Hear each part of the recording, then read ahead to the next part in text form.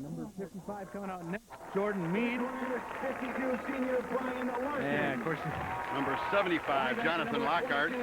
Lockhart, one of the captains on that squad. 52 is Brian Larson, a linebacker. 22, Chad Soleil.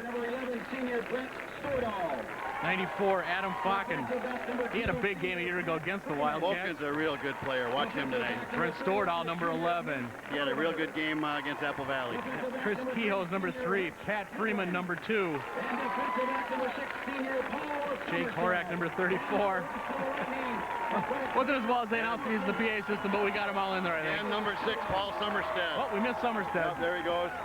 I tell you, Eastview's got a lot of size. Their offensive front is, except for Eden Prairie, the biggest offensive front I've seen in a long time in high school football. They're very big. You saw the Eastview players jumping around there a moment ago, right at the 50-yard line. Of course, they did that 1 week ago, too, against Eden Prairie. Came out and got clobbered, I guess might be kind. First offensive series, they had to delay a game, then a fumble. Eden Prairie recovers, goes in and scores. So, you know, they're obviously hoping for better things tonight. Head coach Kelly Sherwin saying that game was forgotten the moment they walked off the field. As you look at the Eastview band on their side of the home stands. And Eastview, they said they had a good week of practice. They're raring to go. It's homecoming week. That's always a special week, especially for the seniors, and it should be a whale of a ball game tonight. You know, it's kind of strange to say we're only in week 3, but it's homecoming for a squad already this year. But seems early, doesn't it? I was talking to one of the Eastview folks, and they said that they've only got 4 home games this year. Eden Prairie was a Friday night, Egan's a Friday, then they play on a Thursday and a Wednesday. And it's really tough to have a homecoming game not on a Friday, so here it is. As you look at some of the Eagan fans that made the trek down south.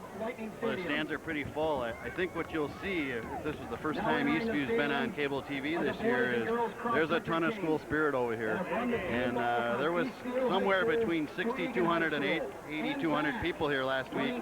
We get varying reports, but that's a lot of people attending a high school football game. No question about it. We're about to see the Eastview cross-country team bring in the game ball. They made a run from Eastview up to Eagan and back, as is tradition. They run the ball from the visiting schools back home, but because Egan's so close, they decided they're going to go to and from. That's a nice tradition, isn't it? And you can see him led in by one of Apple Valley's finest. And both the boys and girls squads took part in this relay. The team is led by Jordine Fisher and assisted by Jennifer Snowback. They are ranked number 6 in the. Of course, Eastview's got a couple of top 10 cross-country teams. 38 and 5. I tell you, in just their 4th year in existence here, they've done some awful nice things. Not only on this field, but throughout their school. Soccer and cross-country have been ranked all year, boys and girls. Don't tell you too much like the other District 196 schools. They got a pretty good program in other areas too, like fine arts, music, chorale.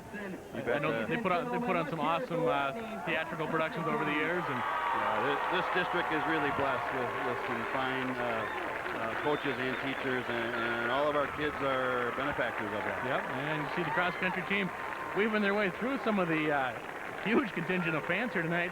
And we can look out into the parking lot, and there's still a lot of cars coming in. Here comes the game ball, Mike. And it's kind of nice to see both teams that did that. Yeah, that is really nice. And, you know, see the girls carrying the football, the guys carrying the flag. Yeah, I like that. Years ago, you never would have seen that. We'll bring it right out to the officials. And you can hear the Eastview fans below us giving their approval. Notice the Eagan players, they're out there ready to receive the kick, and they're just trying to stay loose, shaking their legs a little bit, and kind of doing some arm circles and things like that. And you know, right now they're wondering if they're going to play the cross-country team. 1 week ago, you may argue they may have done better, but we won't touch that one. So Eagan will receive wearing the road whites for the first time this year. Eastview in the home blacks, moving left to right on your television screen. Yeah, here's some of the crowd getting revved up behind us. Reese Lloyd will be the kicker for Apple Valley, and much like Eagan's Steve Polkowski, he's a soccer player full-time and just kicks on Friday nights.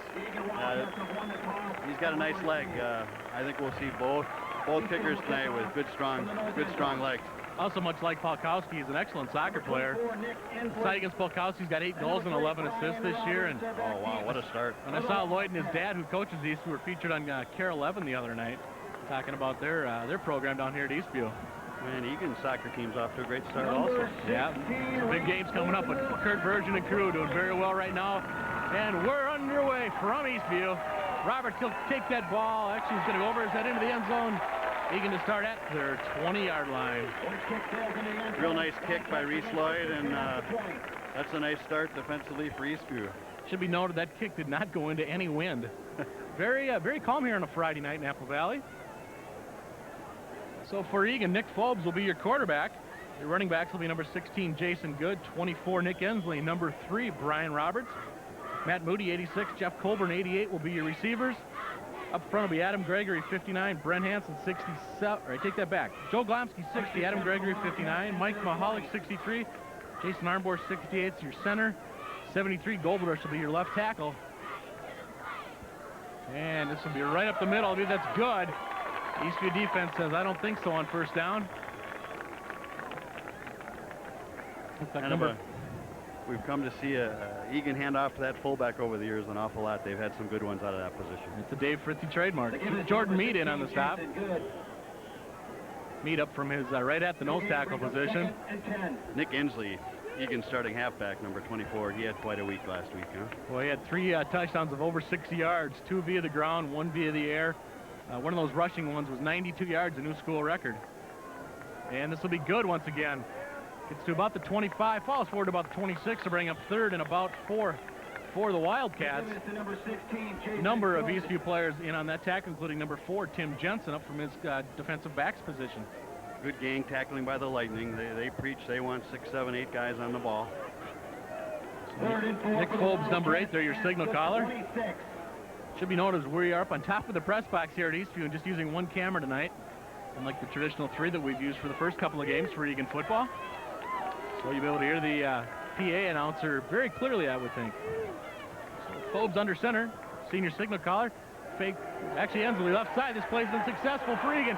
Gets through it, breaks the tackle, 40, 45, 50. Nice cut Keeps there. on his feet, 40, looking for a blocker. Not going to get it, but down to the 30-yard line is Nick Ensley. Finally taken down by Nate Grover. Nice touchdown, saving a bump out of bounds there by number 31, Nate Grover. Ensley was gone. I didn't see who that was that nearly had Ensley back deep in his own end. It might have been Tim Jensen, but I can't say for sure. We also don't have a replay here tonight. Boy, they sealed off the corner there, nice. Ensley's got some speed. So Ensley, 42-yard run on that play. Definitely Egan's new big play back this year. So Eagan from the 29-yard line. Brian Roberts. His first carry of the night, just keeps those legs moving, gets about 4 up to the 25-yard line. Number of Eastview players in on that stop, including 31 Grover. Looks like number 4, Tim Jensen, also got in there, and 52 might have been in there as well, Brian Larson. Watch number 11, Brent Stordahl. He's had a real nice ball game opening night against Apple Valley, and I didn't get a chance to see him much last week, but he's a good football player. He'll make a lot of tackles all over the field tonight.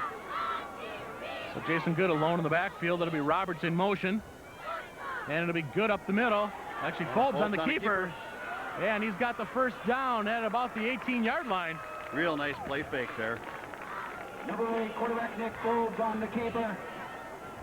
So Eagan continues to march down here in the early going. We're just 2:04 into the opening quarter. First down. Paul Sommerstead on the tackle for the Lightning. Egan's got a nice drive going, Mike. That's exactly what Dave Fritzy was hoping to do. Of course, Kelly Sherwin on the Eastview side, exactly what he didn't want to do. Dave loves to control the ball on the ground, doesn't he? I mean, this is your typical Dave Fritzy offense. And hey, if it's successful, why mess with it? This will be Roberts in motion. He'll get the ball coming near side. He's got the almost the corner, 15-10, down to about the 8-yard line. Be just a little bit shy of the first down, and once again, Grover in on the stop for the Lightning. Number 3, Brian Roberts. Real nice job of blocking out there by, let's see, number 86. 86 is Matt Moody. Matt Moody. Nice job. Nice job on the safety. So Eagan inside the 10-yard line, 2nd and 2, they're going to say.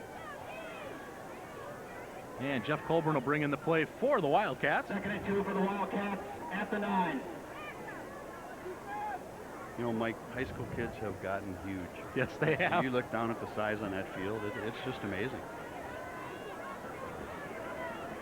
So Nick Phobes gets under center. Jason Armborst, the Eagan center, just the lone returning lineman on the from the 99 squad. This will be Good up the middle. Very little room. not going to go anywhere. Number 9, Rich Hetland. I'll give this to Jason Good. He had good penetration in the backfield that time. So big third down play. Oh, it's going to be close to a first down. From our vantage point, oh, now they're going to say first down. Thought they'd be measuring there, so we're going to have first and goal for Eagan at the 7. A little over 3 minutes into this Week 3 Lake Conference football game. Eagan yet to throw the ball, just run the ball right downfield. Correction, first and goal for the Wildcats. Looks like a full house here tonight, Mike. There's people standing all on one end. The stands are full. Goes Ensley right side. He's trying to get to the corner. Not going to happen. Tim Jensen, the lead Lightning player. Number 9, Hetland in there as well. Good play by the Eastview D. Real good penetration by the Lightning. Looks like Chad Slee got in there as well, number 22. You see right there in the middle of your television screen. So Eagan goes for a -3 on first and goal. Wouldn't be shocked to see Eagan try a little fade pattern right here. Some nice room there on the left. This Phobes has a good arm too. I've been impressed. Nice touch so far. A little bit. It's Jeff Colburn on is the Eagan receiver on the left side against Grover. Ensley cut back to Roberts near side. He's got some blockers. Gets to the corner. Can he get to the end zone? 6 points, Eagan. Real nice job of blocking there by number 88. That was Colburn. Jeff Colburn, real nice block. Brian Roberts, touchdown. For Roberts, I believe that's his first score of the year. That was a real nice reverse play. Yep, Roberts, he had 7 carries for 26 yards a week ago. But caps off the 80-yard drive for Eagan to put him up 6-0. Steve Polkowski has been perfect on 7 extra point attempts this year. Polkowski into the point after. And gets it up and splits the uprights. So 7:51 to go, opening quarter. Eagan puts a 7 spot on the board. What a nice opening drive by the Wildcats. That was an 80-yard drive, Mike. 80 yards. As you look at some of the Eagan faithful that made the trek down. What do you figure, 6 or 7 stoplights from Eagan High School to Eastview High School? Boy, I think the cross-country team could tell you just exactly how many. So 7:51 to go, 7-0 Eagan. This will be an important series for the Lightning. They've, they had it crumble early on them last week against Eden Prairie, and this is important. We'll see how they come back and react to the opening score by the Wildcats. Yeah, you saw the important numbers there on the scoreboard a moment ago. As we said, Wayne Booter on camera, Verna Booter, kind of helping us all out tonight. Actually keeping us all in line up here more than anything. And between the three of us, Dudley, we need it. They do a nice job, don't they? Yes. So Polkowski set to kick off for Eagan. You see him at his own 40-yard line there as Wayne focuses in on the Eagan special teams. Back deep for the Lightning will be number 25, Andrew Newman, and number 85, Eli Colson. Watch the speed on Newman. He can really go. He gets a chance to get the ball here. Kelly Sherwin noting that when we talked to him before the game as well, and Newman will get a crack from his 5. Newman got a wedge, and he'll be taken down at the 25-yard line. Looks like number 15, that would be Jake Gertz, I should say, for Eagan. Of course, Joe Gertz wears number 13 for the Wildcats, but it was 15 Jake Gertz with the stop. Yeah, we'll quick switch footballs back to the one that was run all the way down from Eagan High School. First and 10 for the Lightning. Look at the size on this offensive front for Eastview. Kyle Krivoruchka will be your Eastview signal caller behind that mammoth offensive line. Krivoruchka, second year at the helm. This will be Newman going absolutely nowhere. He loses 5 on first down. Lawrence Pinson up from his linebacker spot. It looked like Pinson started in the backfield. Wow. Brad Coley, number 50, trying to block Pinson, but to no avail. 4-yard loss. Good news for Eastview. They didn't fumble on the first play this week. Yeah, what great penetration by Lawrence Pinson. I'll tell you, both coaches before the game said they were worried about Pinson and Tony Rita, number 57 for Eagan. See number 8 there, Kyle Sherwin, now under quarterback. Quick throw out to Krivoruchka. He's got some room on that far side. Cuts to the outside. Fritzy will stop him just shy of a first down. Number 22, Tom Fritzy. We saw that last year from Eastview where they rotated the quarterbacks at times like that, and it worked last year. To so far 1-for-1 tonight. You know, they like to get the ball, like a lot of coaches, into their best athletes' hands, and they'll not only have Kreveruchka run and throw, but he'll be out there on a swing pass and a throwback. And that time, it seems like they like to get maybe a potential quarterback for next year some snaps and some experience here. Very possibly. And at the same time, get the ball into Kreveruchka's hands in other ways. So 3rd and a short 2 for the Lightning. Kreveruchka back under center. And that'll be right up the gut. Matt Stender, your fullback, or Aaron Stender, I should say. 6'3", 215 gets the first down out to the 43-yard line. He's a nice-sized young man. I'm amazed at the size fullbacks have gotten in high school football. They get bigger and bigger every year. The Eastview offensive line. Should mention those guys real quick. Brian Murphy, Brian Putnam, Eric Grunwald. Charlie Holtz is a wide receiver. Dave Segla, one of the captains, plays offensive line, as does Brad Colley. And it's going to be Jensen near side. He's met up by Gravy for Eagan, and he'll lose some yardage once again on first down. And offensive number 4, Tim Jensen. Nice penetration by the Wildcats. I'll tell you what, that defense looks quick. Second by number 4, Kurt Lowe. They're giving Kurt Lowe credit, but I think it was Chris Gravy, first one in there, number 27 for the Wildcats. So Eastview faces a second and about 14. Number 70, Brian Murphy, your center for Eastview. Kreveruchka, the quarterback. The option play back to Newman. There's Rita right there. Absolutely nothing happening there. Nice play by Tony Rita. Jordan Wilkie up there as well for Eagan. 25, Andrew Newman. Eagan is very quick on the outside. They've had great penetration. They've been 4 yards deep in Eastview's backfield when they tried to go wide. Let's take a look, see what happens here on a 3rd and 15 for Eastview as we reach the halfway point of quarter number 1. Eagan already up 7-0. 3rd and 16 for the Lightning. 3 receivers into the game for Eastview. Kyle Sherwin will be wide left. Number 20 is Joel Peterson on the slot. And number 88, I believe, was also in there, Matt Engel. Kreveruchka, quick throw. Good pressure by Eagan, but the throw is off. Just off the fingertips of number 8, Kyle Sherwin. Would have been enough for a first down. Good coverage down the sideline by number 21 of Eagan, Ryan Carpenter. Carpenter with a big play a couple weeks ago against Jefferson, recovering a fumble in the end zone. So Eastview got one first down, but forced a punt. Roberts back deep for Eagan, as well as number 22, Fritzy Reese Lloyd to punt. Good pressure by Eagan. And he got run into by Kurt Lowe, but was blocked into the kicker, so no flag. The Eastview fans begging. Brian Roberts. I'm going to say some of the fans below us begging to differ on that call. So Eagan, 5:33 to go, opening quarter, already up 7-0. Will get their second chance. Real nice job defensively by the Wildcats. Especially the linebacking core, Gravy, Pinson, Rita. We called all their names on that one. Kurt Lowe, we said as well. So all 4 of them getting in there. You know, and we thought, and Eastview does have a size advantage up front, but it may be negated by Eagan's quickness. Yep. Phobes, first pass attempt, got good. Probably just as well he dropped that pass. He was about to get leveled by number 45 of Eastview. That's Eric Sidler. Would have been about a 7 or 8 yard loss. For number 16, Jason Good, falls incomplete. Eagan had some success with that pass last week against Burnsville. But Eastview, I think, has seen the tape. They kind of know what to expect. Yeah, they were definitely ready for that. So 2nd and 10 for the Wildcats. 2nd and 10. Jason also plays basketball for Kurt Virgin over at Eagan. Of course, Eagan fans realize Kurt Virgin coaches about every sport, it seems like. Maybe it's just boys soccer and boys basketball, but it seems like a lot more. He does a nice job. Jason Good up the middle. Gets about 3 hard-fought yards. Wrapped up in there by number 22 for Eastview, Chad Soleil. Number 16, Jason Good. So Eagan will be facing about a 3rd and 7 from their own 36-yard line. As the sun fades beyond the horizon back behind us. 3rd and 7.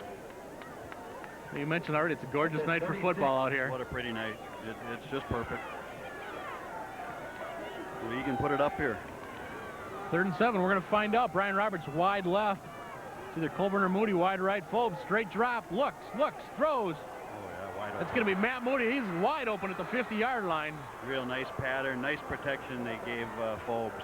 real nice job by the offensive front of the Wildcats. Paul Somerset gave him a good 3 yards cushion there, and Phobes just drilled it right home for a 15-yard completion on 3rd down. That was a real nice throw.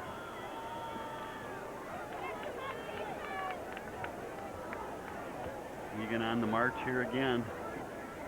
Looks like the ball is on about the Eastview 48-yard line. 48-yard line, so we'll say 16 yards on that pass. Good look at the matchup right in the middle there.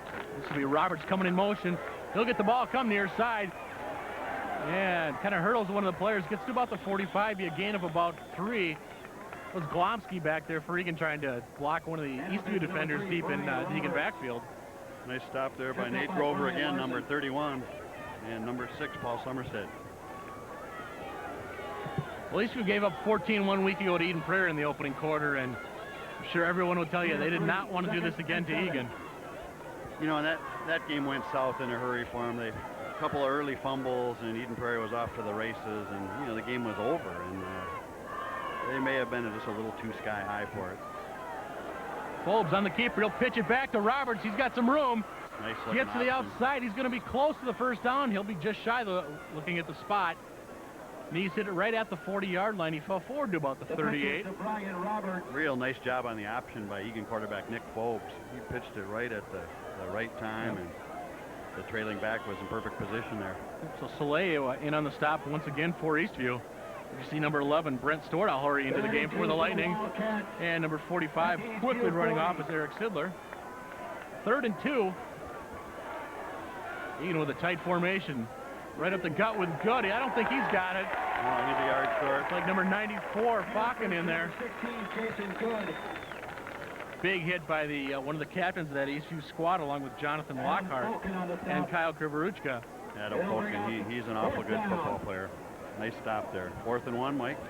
4th and a long 1 or a short 2. Take your pick. Yeah.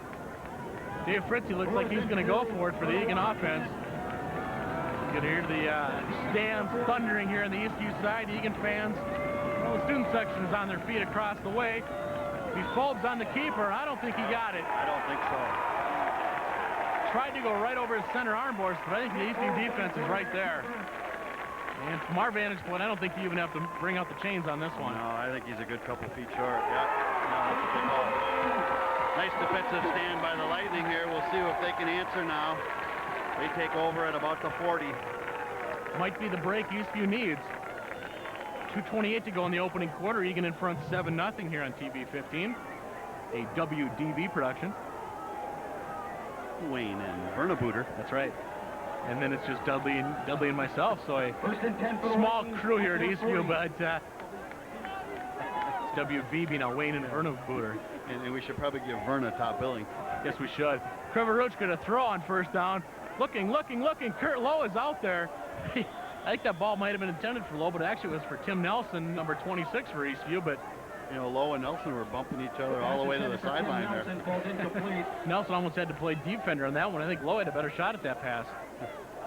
But you got to give the Eagan defense credit. They didn't give Krivoruchka much time or much to throw at, but then again, his offensive line gave him some time. Tell you what, the backfield had the receivers covered like a blanket. There was nobody open there. So 2nd and 10 for the Lightning. Tight backfield for Eastview. This will be Newman near side, number 25, cuts to the outside, looking for some help, slips. Tom Fritzy will bring him down at about the 42. Short gain of about 3 yards. So Eastview looking at 3rd and long. You know, it probably has a lot to do with the Eagan defense, but Eastview looks tentative running the football so far. Yeah. Newman coming into this game had 19 carries for 179 yards in 2 games.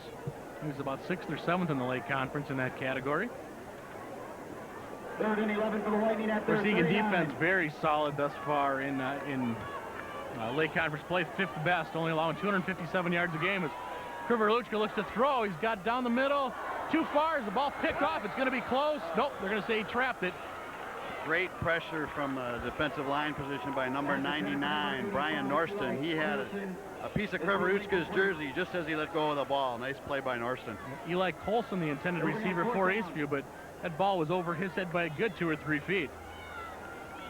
So Reese Lloyd to kick for the Lightning. He's standing on about his own 25. He'll kick it from about the 29. Tom Fritz and Brian Roberts back on about their own 25. And Eagan has a timeout. Eagan had too many men on the field. 7, 8, 9, 10. Yes, they did. Mental mistake. We saw that 1 week ago. Burnsville had that problem against Eagan, and it kind of cost them late in the first half. So, Mike, I am very impressed with the quickness of this Eagan defense. They really get after the quarterback when Eastview does throw, and they've been 3 guys in their backfield most of the night so far. You look at Eagan, they brought the cheerleaders with. You saw them there, and Booter kind of fading out. You saw the Eagan sideline. They're full on those stands across the way. And down below us, the Eastview stands are full. Nice to see cheerleaders back at Eagan. They were gone for a few years. Yes, they were. And of course, Eastview, they've always had them in their 4 years of high school existence. Great school spirit over here. They really promote it, and if you've ever been to a pep rally or pep fest at Eastview High School, it's pretty exciting. So 1:40 to go opening quarter. Eagan up 7-0. They're about to get the ball back.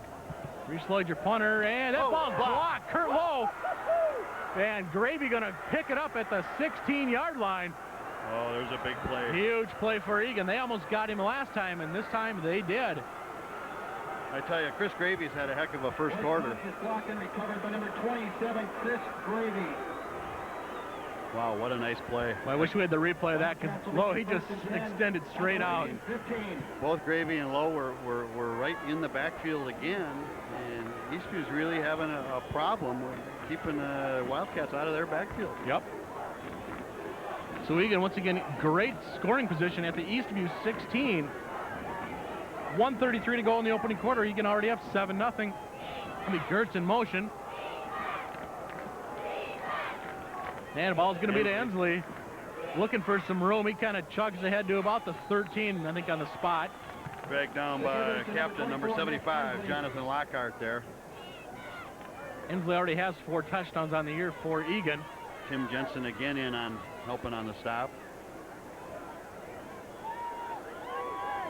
Yeah, another score here would be big for Eastview, and a stop here would be almost critical for the Lightning. I think no question about it. 1 minute to go, first quarter. Eagan looking at a second and about 8, we'll call it. Good alone in the backfield. Ensley and Roberts on the wings. Roberts in motion. Folbs looking to throw, looking. Oh, got his man, touchdown Eagan. Ensley, 6 points, Wildcats. Oh, that was Ensley out of the backfield. What a nice play. 14-yard pass. Boy, and again, what a nice job of offensive protection his offensive line gave him.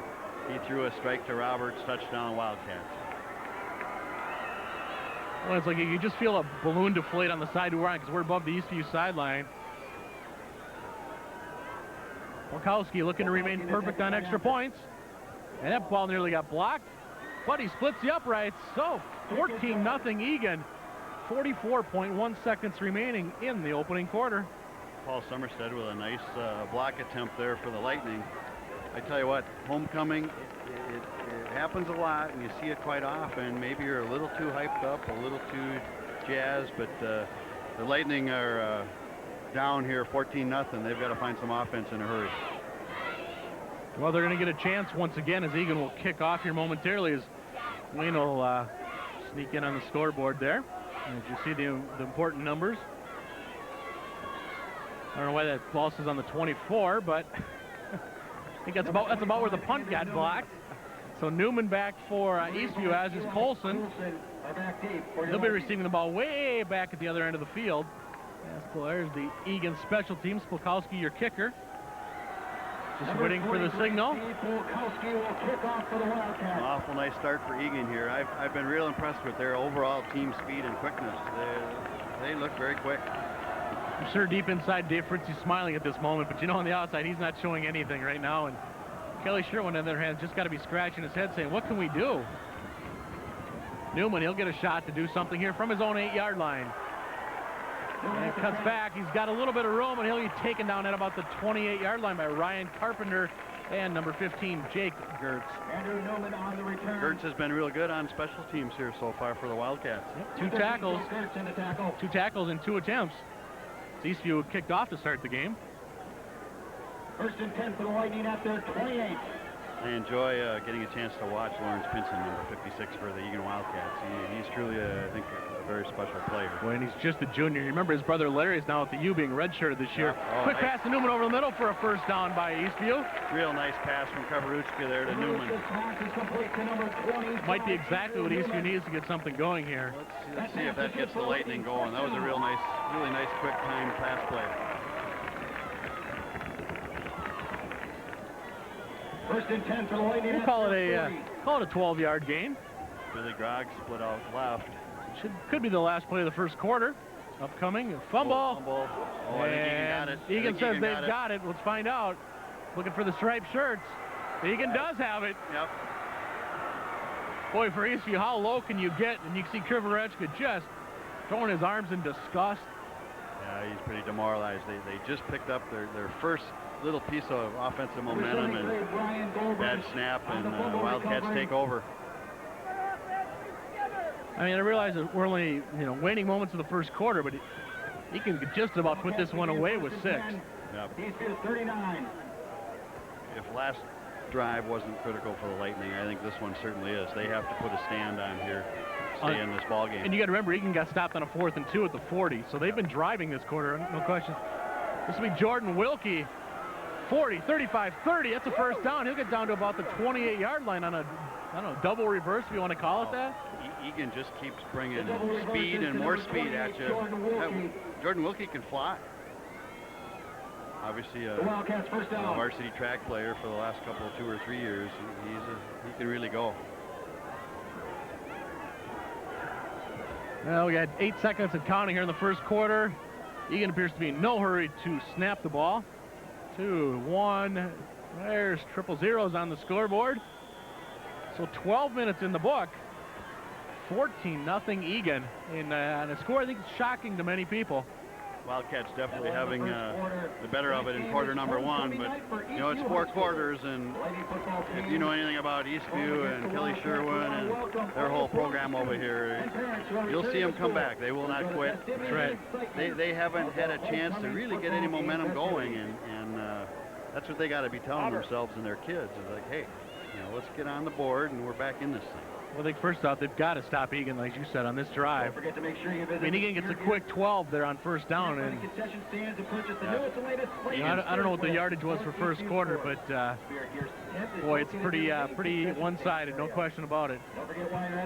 And you always watch the turnover category, and miscue on a punt by the Lightning and a fumble, and Eagan's up 14-0. So, and of course, that fumble coming right after Eastview gets a quick strike first down.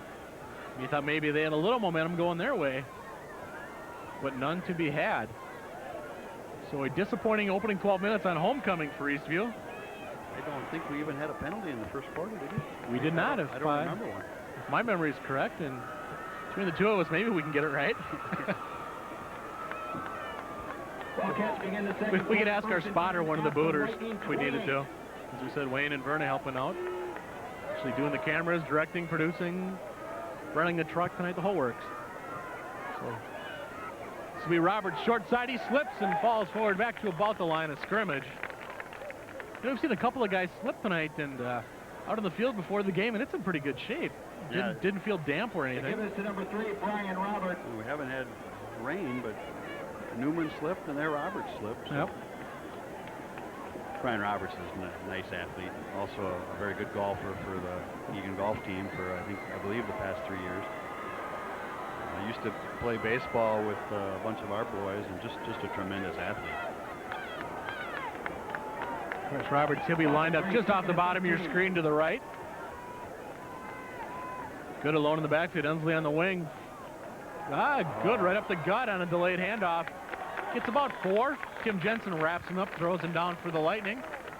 Number 94, Fulkin in there as well. Excuse me, Mike. Nice little draw play where Phopes comes back and hands it around right into the belly of Good. That's the first time we've seen Eagan run that play this year. Burnsville did run it 1 week ago against Eagan and had about the same amount of success with the short gain. It looks like Dave has opened up his offense a little bit here compared to years past. It's kind of fun to watch. So 3rd and 8 at the Eastview 26. I would think if you're Eagan, this is 2-down territory. think it's too far for a field goal. Eastview needs to stop. Kolbs here. is going to throw the fade route. Too far for Wilkie. Oh, he had him open. He had him, yep. Grover on the coverage for Eastview, and Somerset coming over to help. Wilkie falls incomplete. Just slightly overthrown. Grover on the coverage. He had Grover beat. So I'd say this is a huge play for Eastview. Eagan facing a 4th and 8 at the Eastview 26. That's a play last year the Eagan Wildcats had some nice success with, if you remember. Fritzy to Dan Ossel. Fritzy to Chris Ossel. For the Wildcats at the Lightning, 27. 4th and 8. 10:34 to go, second quarter. Eagan already up 14-0, looking for more.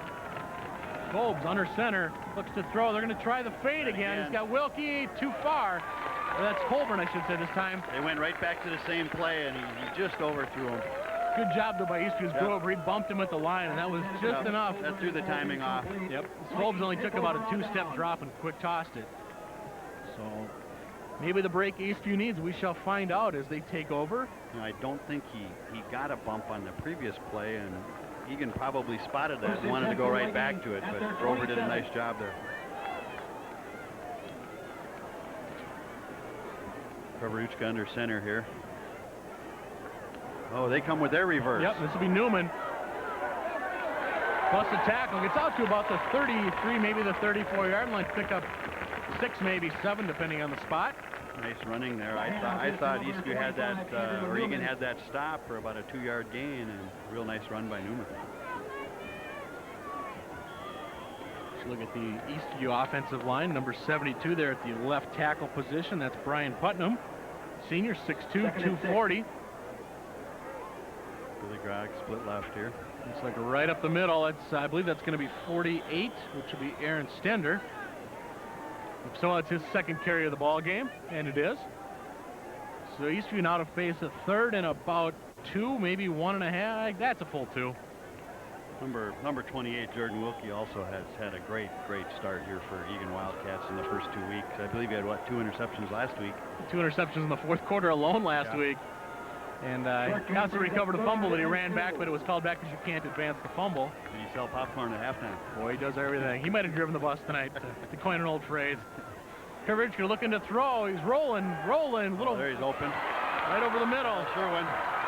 His tight end, nice play by Eastview, and a huge first down for the Lightning. Confidence builder, if nothing else. Real nice job, rolling left, waiting for Sherwin to come open on a drag all the way across, and real nice touch on the pass, and Sherwin gets down to, about the 46-yard line. Yep, here. Egan's 46. 47, they say on the scoreboard. Eastview's best gain of the night so far. No question. And I believe first time in Eagan territory this evening. The Ridge going to throw once again. Just off the hands of his intended receiver, number 88, Matt Engel. Yeah, that ball should have been caught. And one of the Eagan players, Wilkie. Nice pass by Kavarishka. Just got off the hands of Engel. Say Wilkie maybe just a tad slow to get up there. Well, let's keep an eye on him or see if it's anything more than just a little quick stinger. 2nd and 10. 3 minutes into the second quarter, Eastview on the Eagan side of the 50-yard line. Eastview going to the pass here. Let's see if he can get a pass rush. That'll be Stender. No gain there. Wrapped up. Number, I believe that's 55, Joe Bumbless in there for the Wildcats. Give us to number 48, Aaron Stender. Eastview to suddenly face a big 3rd and 10 play. I tell you, Egan's front 5, they've had a nice start. There's one of them in the backfield almost every play. Kyle Fritzy was in there as well on that play. You mentioned Brian Norston once before, and Eric Harrelson's the 4th member of that front 4. Kurt Burchka under center. You'd think Eastview's got a pass here. They got 2 receivers on the top of your screen. Reach drops his 45, unloads, going deep, and gonna be too far for his intended receiver, number 14, Billy Grogg. Pretty good rush by the Wildcats there. And Wilkie back on the coverage. Kavarishka showed a nice arm there. Just probably 3 or 4 yards too long. Yep. So Eastview forced the punt again. Lloyd was your kicker, and they got blocked last time, and the time before it nearly got blocked. It's been tough for them to sustain anything. Tim Nelson, you're up back. Yeah, but they are going to kick. That's an actually different punter. This is number 52, Brian Larson. And the 8th. Well, Fritzy's down at about the 6-yard line. he had some room, slipped on the turf, and Adam Folken in there to finish him off deep in his own end. Number 22, Tom Fritzy. Number 94, Adam Folken on the tackle. Tom's brother Joe and Dan have both played for their dad, and both are currently playing over at St. Thomas. I think that was Tom Fritzy you said on the return? I believe so. I think I might have said Wilkie by mistake. Okay, yeah, 22, Tom Fritzy. Tom Fritz, another player who's had a couple of big games first 2 weeks for Eagan. Junior safety. So Eagan to start from their own 7-yard line. Might mention Joe is currently starting at safety, free safety for St. Thomas College over there. I believe they play at home in their home opener tomorrow. I believe against Concordia. This will be good. Tim Jensen says you're not going anywhere. Nice stop by Jensen. He's going to lose 1 or 2 on that play. You hear a little more clapping on the Eastview stands, or in the Eastview stands, I should say. Yeah, we're going to say a loss of 1 on the play. 2nd and 11 upcoming for Eagan. Already up 14-0. Ruining Eastview's homecoming so far. Eastview really needs to win some field position here with a stop and get the ball back here. I tell you, for Eastview, turnover would be huge as well right now. They've given up a couple deep in their own end, and they would really like it to get one back here. So will be Ensley coming to the outside, near side. He's got to get up here. He's going to get wrapped up at about the 3-yard line. What a great job of game tackling by the Lightning. There were 4, 5, 6 black jerseys around Ensley there. Tim Jensen, number 4, number 9. Rich Hetland among the tacklers for Eastview. You see the big Lightning strikes here sign. So for tonight, the Lightning have just been struck. Loss of 3. Just this series, they've looked more aggressive defensively. I think there's a sense of urgency. Should make note, wait for a second, but there's a sign that says win it for Nate. That's for Nate Johnson, one of the Eastview players. Big things expected out of Nate this year, and spent the last few weeks in the hospital, developed some kind of problem early in practice. Coaches telling us they got really great news in the last 48 hours. Things are looking much better. Said he may even play before this year is done, but they're trying to win it for Nate. As they go for Wilkie, picked off by Summerstead. I'm sure that's a play Nate likes to see. There's the field position we were talking about, Mike. Eastview takes over at the Wildcats 30. It's always dangerous when you go back to throw and you're deep in your own territory. Nice play by Summerstead. The ball was just underthrown, and Summerstead picked it off. And really, it was kind of a dangerous play. Fulb's thrown into that double coverage as you look at the Eastview flags. Haven't seen them since before the game. Of course, the blue, black, and silver, the school colors for District 196's 4th high school. For the Lightning at the 31. Or 5th if you want to include school environmental studies, I suppose. That's right. Krivoruchka looks to throw. He's going deep. He's got a man. Oh, Carpenter just knocks it away. Newman was open on the left side. Boy, Carpenter came a long way. He closed in a hurry. I thought they had 6 there for the Lightning. And to Chris Gravy, I think, is the Eagan player that got beat on that play. Brian Carpenter on the coverage. Again, a nice arm by Krivoruchka. And good protection by his offensive front. A little bit of cheer as one of the helicopters flies overhead. So maybe it's one of those TV stations or high school highlight show deals. First year on TV 15, we show you the entire game. Stender up the middle down to about the 23-yard line. Pickup of about 7 on 2nd down. There's a nice tough run by Stender. There we saw a little surge by the Lightning offensive line. We haven't seen a lot of it. They need to do more of that, Mike.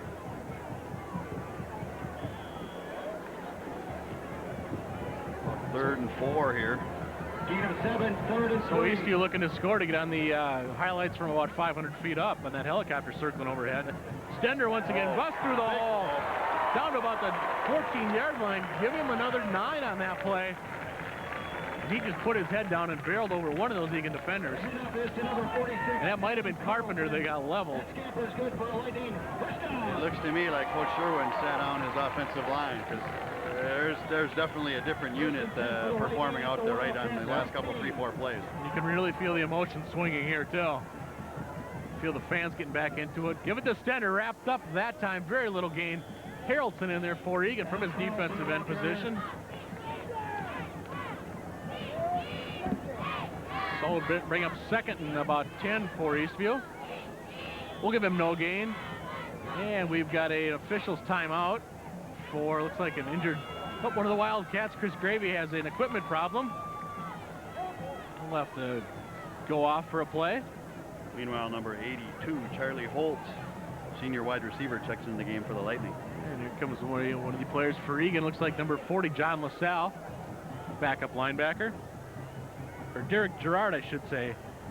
LaSalle is number 30, not 40. Gerard is 40. And we've got another whistle from the officials. Ron Groth, our referee this evening. I think Ron might have officiated the Eagan opener this year.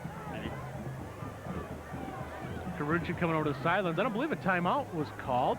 Coach Sherwood not happy about something there. Seems to be some confusion. I don't know if he believes Eagan should have been charged the timeout there. Or... not sure what the discussion is all about. But right now it's 14-0 Eagan. 5:16 to go opening half. Oh, they need to reset the clock. That's the problem. I couldn't figure out what we were stopped for there. Yep, some of the Eastview faithful down below. Eastview fan with the wrong color hair. Eden Prairie was last week, son. Kind of that reddish orange almost. I don't know. Eastview that silver, blue, and black. Expressing his individuality, I guess. Well, I guess so. It kind of, yeah, we could use him part of the chain gang or something with that color. It seems like his buddy's got some orange streaks as well in his hair, but they go back to Stender.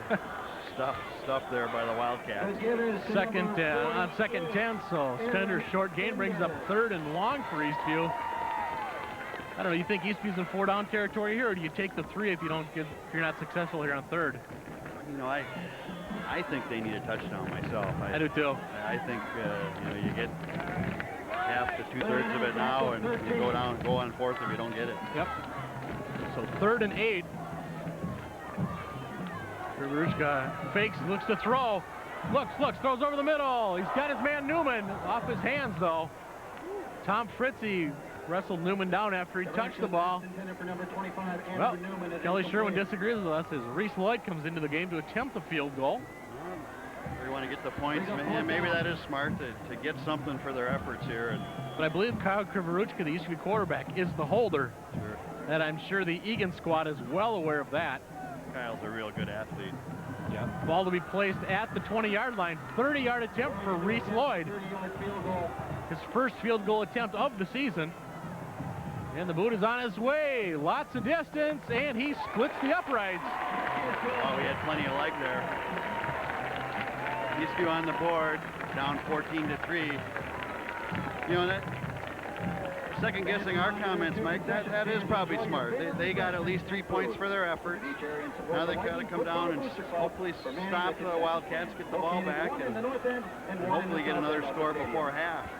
Of course, he misses that. Would we be saying that? Boy, you look at some of the big crowd that made the trek out here tonight for Eastview Eagan. Game that draws big crowds no matter what night it is. Yeah, you know, Eagan has a nice following here tonight, and you know, Eastview always fills, of course, this side. But there must be 1,500, 2,000 people in the other end there, you know, standing. I think I noticed too earlier tonight, and you can't really see it as much now the darkness has fallen, but on the ramp leading up to the Eagan stands, they've got the word revenge in there. I don't know if it's spilled out in balloons or little blue balls that Eagan blew, you know, or what, but they lost a heartbreaker here last year, and it was you know, just a fantastic ending for Eastview with Adam Keeler scoring the overtime touchdown. Right. Of course, couldn't happen to a nicer kid than Adam, and you know, I'm a fan of both sides. I had a kid at Eastview last year and one at Eagan, so it's been fun for me to get to know the kids and really be a fan of both sides, both schools. And of course, 2 years ago, Eastview won late in the game at Eagan, so we thought Eagan coaches were made. I said that to them before the game, and they were well aware of that fact. Lloyd booms another one into the end zone, so Eagan to start at their 20-yard line. 4:44 time remaining in the first half. Eagan 2 timeouts left. Eastview has 3. You know, these soccer kickers have taken the kickoff return out of the equation here. Boy. I remember Burnsville had that kid last year that could boom it. He just about split the uprights on kickoffs. I can't remember his name, but Nick Buck, he could really kick the football. Well, yeah, Lloyd, I think, has been kicking here at ECU for a couple of years. You have Polkowski for Eagan this year. They had Jason Shikala a year ago.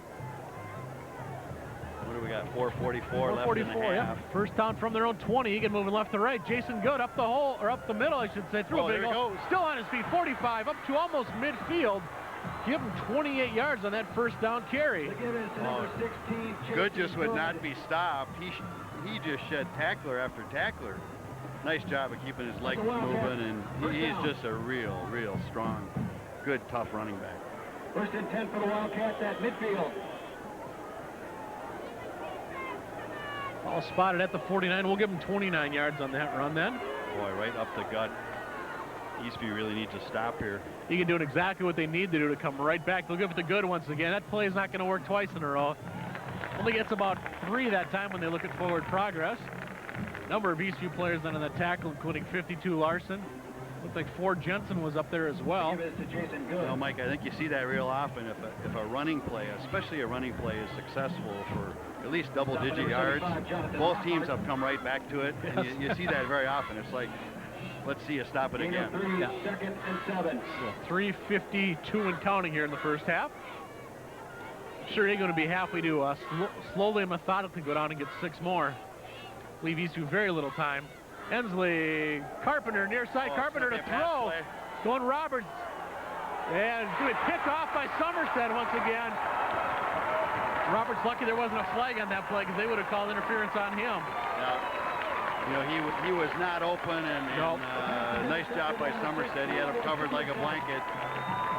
That ball probably should have been thrown away or not thrown, but just run with it. Give the Lightning credit. Paul Somerset, nice play there.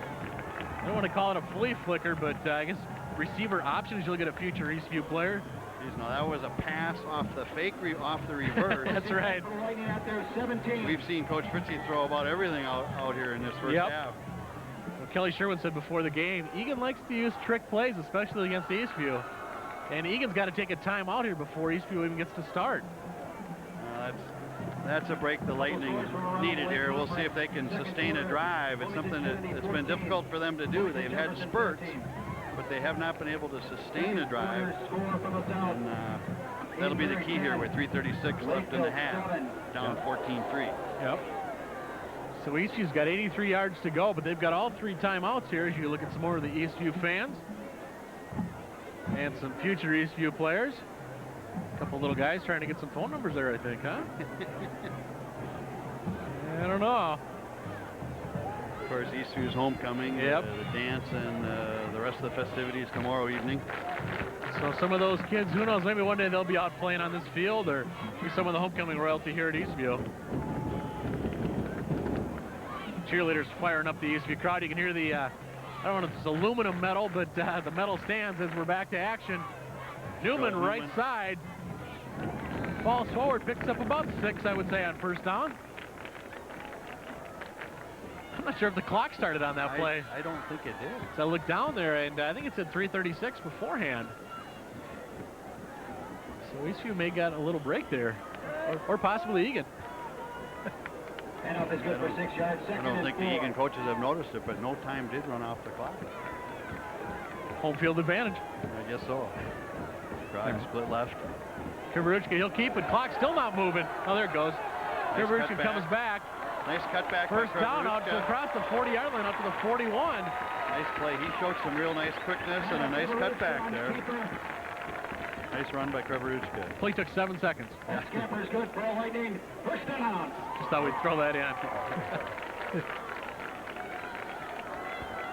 So Kyle Sherwin back in the game for the Lightning.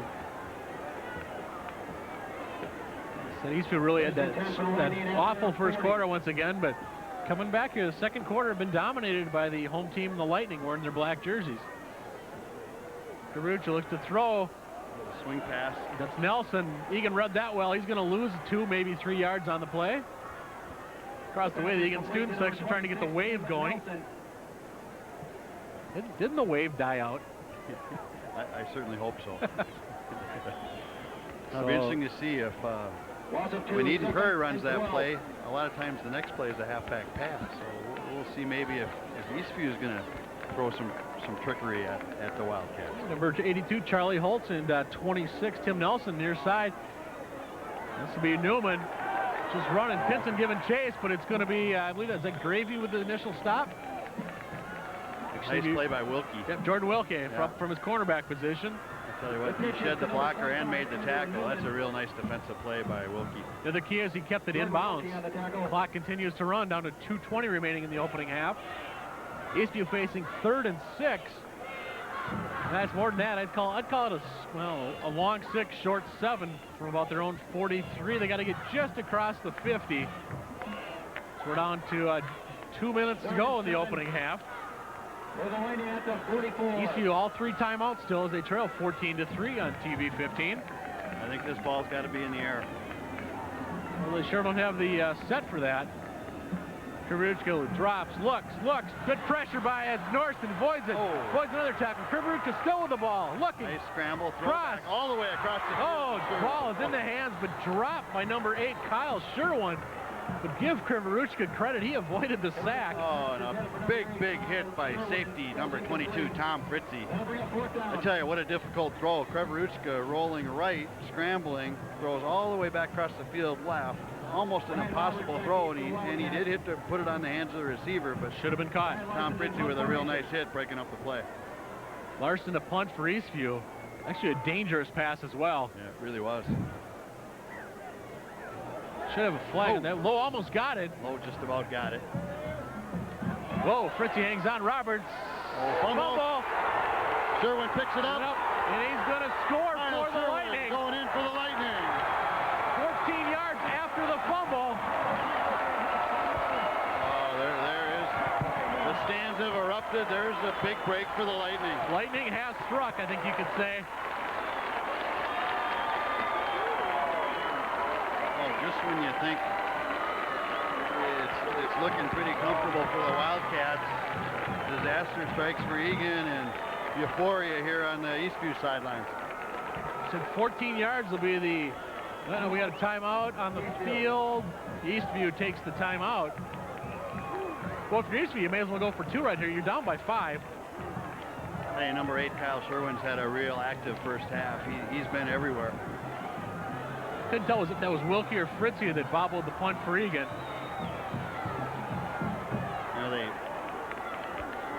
They looked like they had the reverse called and just fumbled off the exchange there, and Sherwin picked it up and scampered in. 14 yards. So the first quarter was all Eagan, second quarter been all Eastview. And if you're Dave Fritzy and staff, you can't get to the locker room quick enough. Wow, what a turnaround there, huh? Eastview just, they had a nice little drive going, it got stalled, they forced a punt. You can see some dejected players hanging their head a little bit when they come off, and down bang. 5, we'll see the Lightning go for 2 here. Yes, they will. I guess an extra point, 1 doesn't really help you at all. So they'll try and get back within 3 here. 1:27 to go in the half. Eastview will attempt the 2-point conversion. Kriveruchka, your quarterback. Newman, 25 in the backfield, along with Stender, number 48. Kriveruchka, Newman, and he's knocked down in the play. That's Wilkie. Good play by Jordan Wilkie. That's a big stop there. Keeps the point spread at 5 down. The Lightning down 14-9 to the Wildcats here. 1:27 to go in the half. Yep. And Jordan Wilkie made a very nice play. Yep, nice comeback. So Eagan 14 in the first, Eastview 9 here in the second.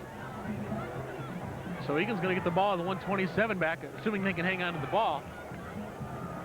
That's 3 turnovers this quarter for the Wildcats, 2 interceptions and a botched punt return.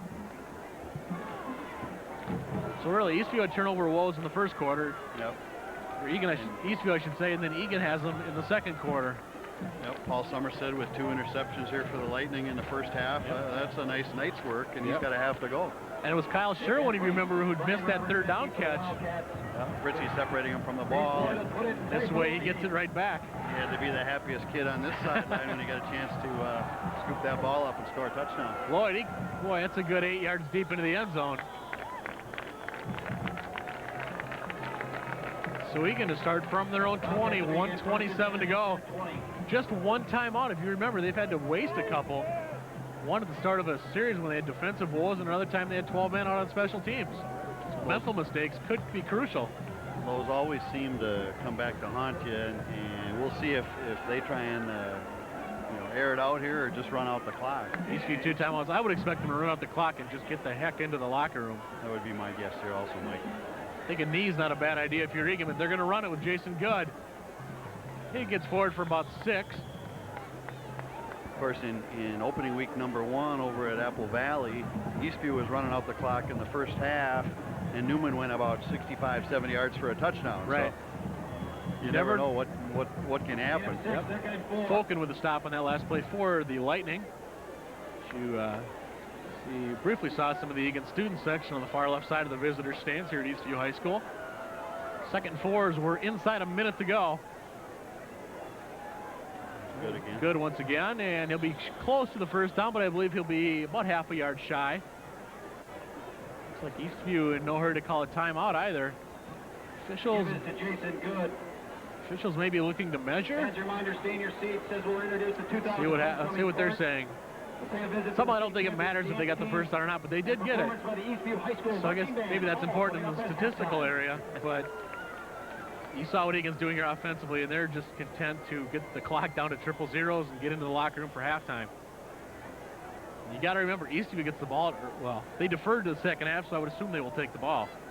You know, it would not surprise me, Mike, to see Eagan throw a little monkey in the plans here and shift up and go for the home run. You got pretty decent field position. Clock is moving as we're inside 25 seconds to go in the half. Phobes under center. Nope, there's going to give it up the middle. It's going to be good once again. Good yardage. About 7 yards on what should be the final play of the opening half. They give it to Brian Roberts. They say Roberts on the PA system, but I thought it was good. I thought it was good as well. Yeah. Doesn't matter. Nothing happened on the play. Yeah, I thought so too. And we're down to 0-0s. 14-9 your score at the half. As we said, first quarter belonged to Eagan. Second quarter helped him out. So that's great to hear and good to see him down there because he's a tremendously talented football player and a real nice kid. Yes, he is. So Eagan will be moving left to right. We're in the road whites. Eastview right to left, home blacks. 14-9 our scores. We get set for the second 24 minutes of action. 12 minutes third quarter, 12 minutes fourth quarter. Remember last year they went to overtime here at Eastview. That's right, they did. It was an awfully exciting finish. Number 43, Steve Polkowski will kick off for the Wildcats. And we're getting set to go. Polkowski set to swing that right leg into the pigskin. I don't think we've seen a kickoff return yet tonight, have we? They've all been into the end zone. This is a little shorter. Not for Eagan, we have, but this is going to be up front for Eastview. I believe that's Jensen. And he's got some room to the outside. And he's going to get wrestled down at about the 35-yard line. Good return for Eastview. There's Gravy in there for Eagan 27, as is number 24, Nick Ensley. Nice return by number 4, Tim Jensen. That's good field position to start here for the Eastview Lightning. She said from their own 35, Eastview scored the last 9 points of this ball game after Eagan went up 14-0 early. Number 20, Joel Peterson, checks in for the Lightning. 35-yard halfback spot there. Goodridge going to throw. He's got his man out there. And that was, first flag of the game is thrown. Number 82, Charlie Holzer, intended receiver. Flag in the backfield. It could be a holding, and it will be against the Lightning. So as our first marker of the game comes on the first play of the second half. Ron Groth, our referee tonight. Not the start Coach Sherwin wanted here on a first down pass play. His receiver was open. Quarterback just missed him. Yeah, the Eagan defender had slipped on the play. I didn't see who that was. Most likely either Ryan Carpenter or Jordan Wilkie.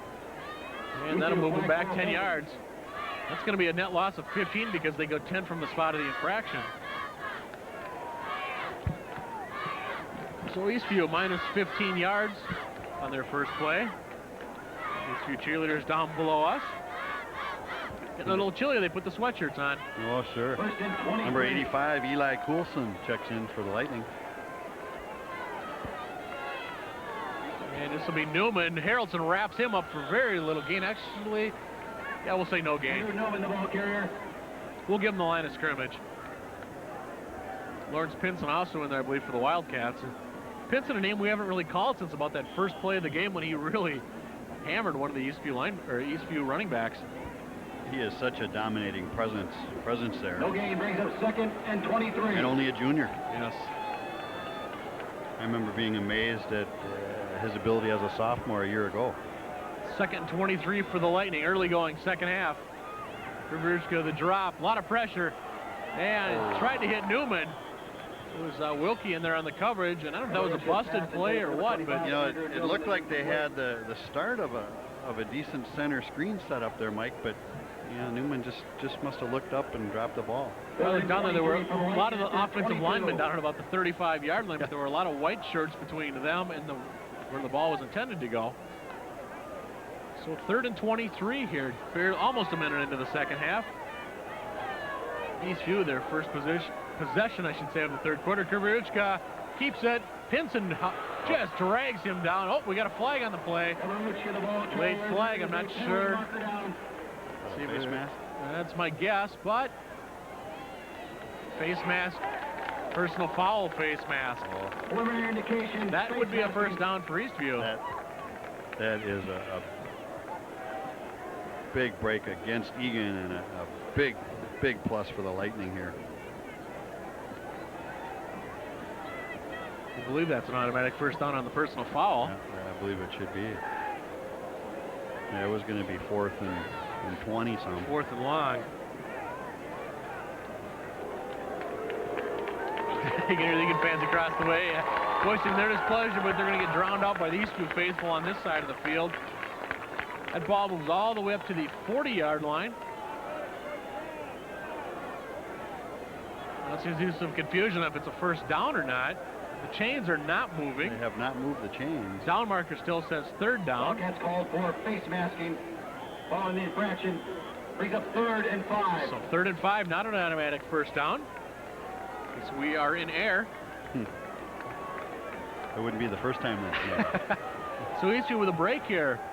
3rd and 5 from their own 40, much better than a 3rd and 23. Fake to Newman, Krivichka to the toss. That's Stender, he's open. Nice play by the Lightning down to the Eagan 45-yard line. Real nice play. Stender out of his fullback position, slips into the secondary. Nice touch there by Krivichka. First down, Lightning. That completion is good for a Lightning first down. Just the timing and everything about that play looked a lot better than their last attempt at that center screen. Nice play to Stender out of the backfield. So Eastview really taking advantage of an opportunity. And quarterback slips and Stender gets the ball, and he's going to just plow forward to about the 41, pickup of about 4 on the play. Boy, he's a big, strong runner too, isn't he? A lot. Fullback's real similar tonight. Stender and Good, both big, strong kids with a lot of leg drive. Pinson on the tackle. Pinson with the stop. 2nd and 6. Of course, it's funny, we just mentioned Pinson, our great players, and he gets that face mask penalty, but even the great ones can make mistakes. Yeah, he is such a physical presence. 2nd and 6 for the Lightning. And here their fans below us, a few of them getting a little more vocal. It's be Newman going to the right side. He's got some blockers, slips down. He'll fall at about the 39, maybe right at the 40-yard line. Really kind of slipped on his own there, didn't he, Mike? And we mentioned that earlier. We've seen a lot of more and more of that as the game goes on. 3 or 4 times tonight on a cut upfield or towards the outside. Footing's just given away for some of the guys. I'm not sure if it's with nightfall because it wasn't a real humid day today. No. And, I mean, there's no breeze whatsoever. The flag just hanging limp on the pole at the left end of the field. And the Lightning are driving to, if I can say it. 3rd and 5, 3 minutes into the third quarter. Stender up the gut. Keeps plowing ahead, but he's going to be about 3 yards shy of the first down. Give us Aaron Stender. Coach Kelly Sherwin with an interesting decision here for Eastview. That was Haraldson on the stop there for Eagan. Boy, it looks like the Lightning to go for it. And their play is brought in by number 88. That's Matt Engel. So 4th and 3. 4th and 3. At the Eagan 38-yard line. Engel caught a touchdown pass late last week against Eden Prairie. There he is, split wide left. Big play once again for both teams. Krivichka on the option, pitches back to Nelson. It's red. Kurt Lowe wraps him up. 4-yard loss on the play. Excellent play by the Eagan defense. They spread that out, read it well. You know, it's almost as if they knew what was coming there. They had 3-4 white jerseys ready to meet Nelson. Nice team defense for Coach Fritzy's team. So Eagan to take over, 8:18 to go third quarter. Eagan up 14-9 and less than 60 yards away from the end zone.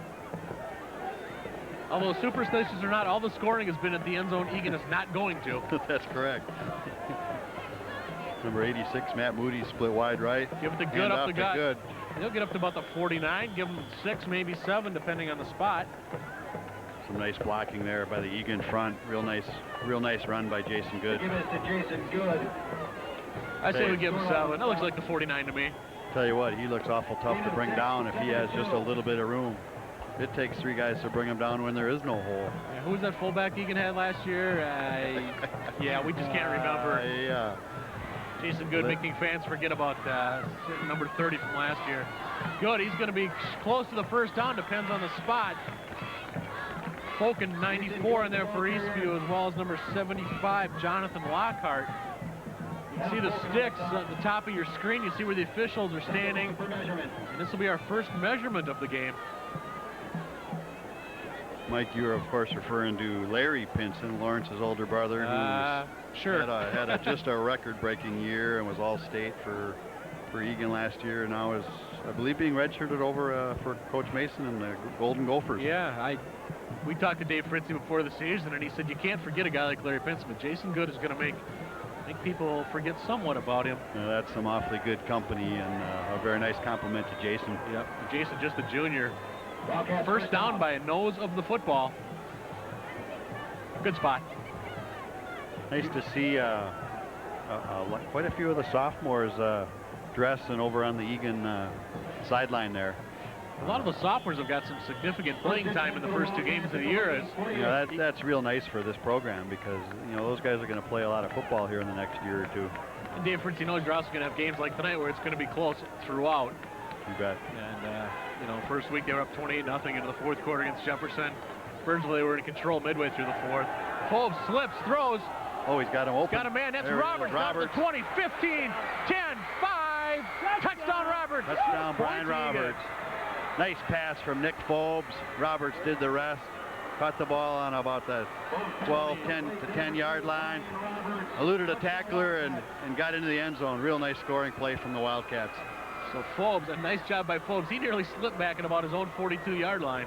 He really kept his composure, and that offensive line, again, gave him some real nice time to throw the football. All year long we kept mentioning those offensive line guys, and they've done it all year. They don't get a lot of credit like offensive lines never do. And Polkowski with the kick, and he remains perfect on the season. So 7:05 to go in the 3rd quarter, and it's now 9 for the home team from Eastview, 21 from the visitors from Eagan. Yeah, that's a nice job, nice balance on Eagan's side.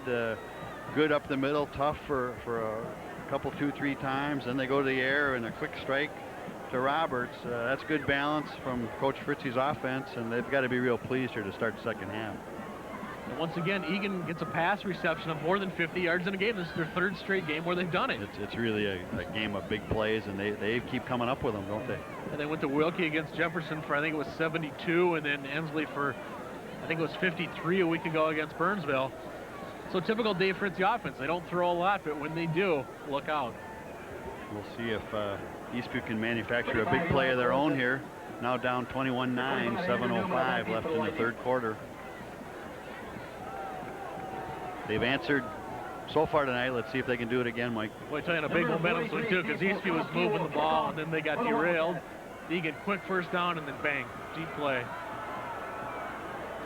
Although Eastview their return game has been done fairly well tonight, I think. Yeah, they've gained good field position out of a couple of returns here. Let's see if they can do it again. Yep, this will be Newman. He'll get the ball back at about his 7-yard line. Crosses the 20, 25. Out to about the 33 once again. Another good run back. Good run back. Something I think the Wildcats will be working on before they head to Eden Ferry next week. Eastview also on the road. They go to Kennedy, and then both teams will be home on Thursday the 28th. Eagan hosts Apple Valley, and I believe Rosemount comes here to Eastview. And we might mention a halftime score here. Lakeville, I believe, was up 14-10 over Eden Prairie. Yeah, as we said last week during the telecast, of course, you'll know the final by now, but really kind of a, I don't know, I don't want to say an upset or kind of a shocking score. That is a shocker. Especially for the Eastview fans, seeing what the Eden Prairie Express did 1 week ago. Krivoruchka, all kinds of time, throws. Got nice, his man. That's nice out of midfield. There. And up to the 47-yard line, that's Charlie Holtz. Real nice comeback pattern, coming back to the quarterback off Krivoruchka off of a slight scramble to his left. Holtz did a nice job of coming back for that football.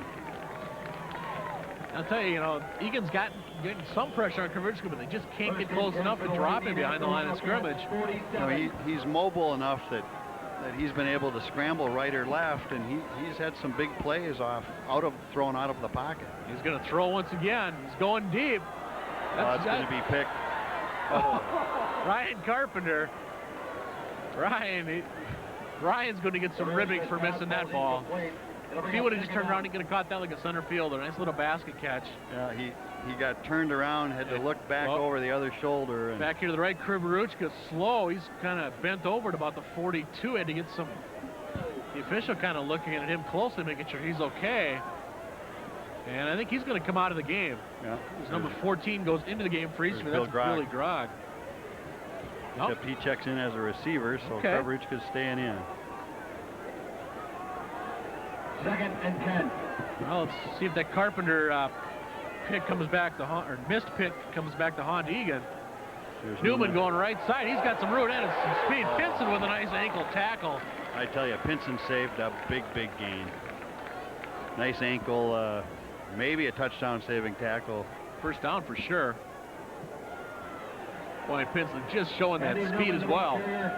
Boy, the right side of the Eastview line did a very nice job there, sealing off the corner for Newman. Yeah. Once again, those guys up front for Eastview are Brad Colley, K-O-L-L-E, Dave Segla, Brian Murphy, Brian Putnam, and Eric Grunwald. Real nice hole there that time. About 3rd and 5. This will be Nelson. Avoids one tackle, cuts back up, stood up. He's going to be close on the dive. Fritzy with the stop. Tom Fritzy with a nice stop. Boy, nice effort to try and reach out for that first down marker. I think he's a little short. I was going to say, I think he's got it. Think so? No, we're going to find, one of us is going to be right. You might be right as I look at it here a little bit closer. We're all of about a foot apart standing up here on the roof with the press box at Eastview High School. And they do have some great facilities here, don't they? Well, I mean, all the stadiums here in 196 are great facilities. They really are. Yeah. I think you're going to be right. Officials got to get out of the way here so we can see what's going on. Oh, just short. Oh, geez. I should have bet you. Okay, so I owe you a bottle of pop. So it's going to be 4th and, what do you call that, about a foot? About a foot, I think, yeah.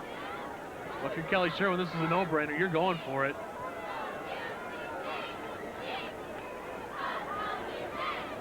We keep using that term big play tonight, but 5:41 to go in the 3rd, you're down by 12 points. I'd call this a big play again. Yeah, they've had some luck up the middle with Stender here. I wouldn't be shocked. Earlier we saw a quarterback sneak by I was just going to say, I wouldn't shock me at all here. Yeah. The advantage there is you don't risk a handoff and hopefully just surge forward. Krivoruchka, your signal caller. Lawrence Pinson keeping a real eye on him. Stender, he's got the first down and more, down to about the 37-yard line. Boy, Pinson with a very nice play, but I think his momentum got him past the chains there. Yeah, first down. Pinson looking for a flag. I'm not sure if he thinks there was a hold in there or what, but regardless, first down Eastview. And I think a nice call by Kelly Sherwin and his staff. Pinson came off the ground pretty animated there, pretty active. I don't know if he thought he had him stopped or was looking for a penalty. Yeah, you don't see that much. You don't see him get like that very often. No. So Eastview, the drive continues. Krivoruchka looks to throw once again. Norston after him. He's got a man down to the 22-yard line. That's Sherwin, the tight end. You know, Eastview's had more luck with Krivoruchka rolling and throwing on the run. I would look for him to continue doing that. Real nice play. Kyle Sherwin towards the right sideline there on his knees makes a nice catch. First down, Lightning. I don't know who the Eagan player it was, but he really drilled him once he caught that ball. Number 8, Sherwin. Kyle Sherwin's had a real nice ball game here for the Lightning tonight. We've got an official timeout. Looks like an equipment problem. Number 54, Dave Segla. C-E-G-L-A. I'm not sure what the... Okay, now he's coming back to the bench. Brian Norston of the Wildcats with a real good rush, and he was just a whisker away from Preveruchka. Preveruchka, a real nice throw again on the run. Eric Gray into the game for the Lightning. Looks like a problem with the chin strap on Segla's helmet. So he'll miss at least one play as they work feverishly on the near sideline to fix the problem. Regardless, 1st and 10, 4:45 to go, third quarter. Quick screen pass. Pinson almost wraps up. That's Newman flag on the play. Newman's going to almost break this. Down to about the 10, another flag. So we got two Hankies. Let's see what they are. That play finished off right in front of Nate Johnson. We got an Eagan player down. That's Wilkie. I think he might just be exhausted.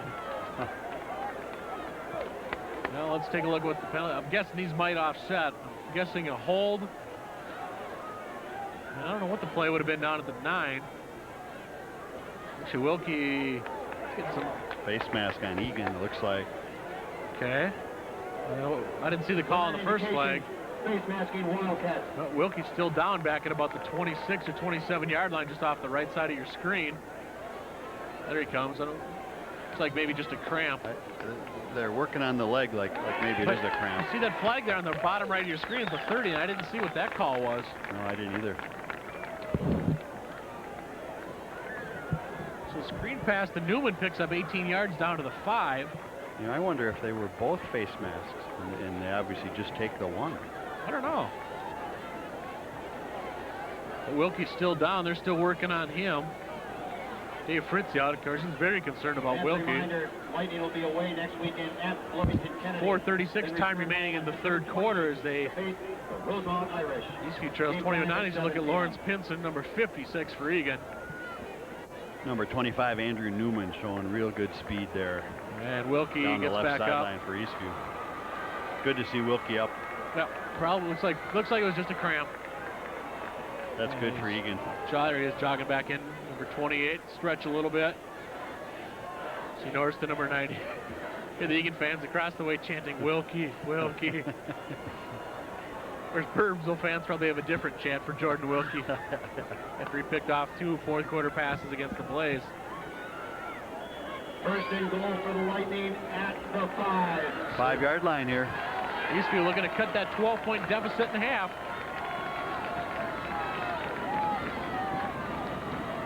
Preveruchka, Newman, right side. He's got some room, cuts up, and he's upended. I believe that was 56 Pinson, upended him at about the 6, but he fell forward to about the 3. I tell you what, he might get in there if it wasn't for Pinson. That was a nice tackle there. And a nice job by the Eastview offense to set that play up. So give Newman 2 on the play. Second and goal for the Lightning at the 3.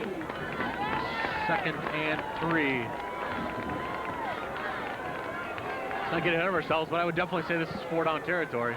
Oh, I think for sure. Stender plows ahead. No signal. Still no signal. I don't think we're going to see one. We got down to what? Maybe the 1. 1. Kyle Fritzian on the stop for Eagan, as well as a bunch of other players. Just you see how close he got. Boy, it's about. Third and goal for the Lightning. That's about how much they missed that first down by back at about the 40.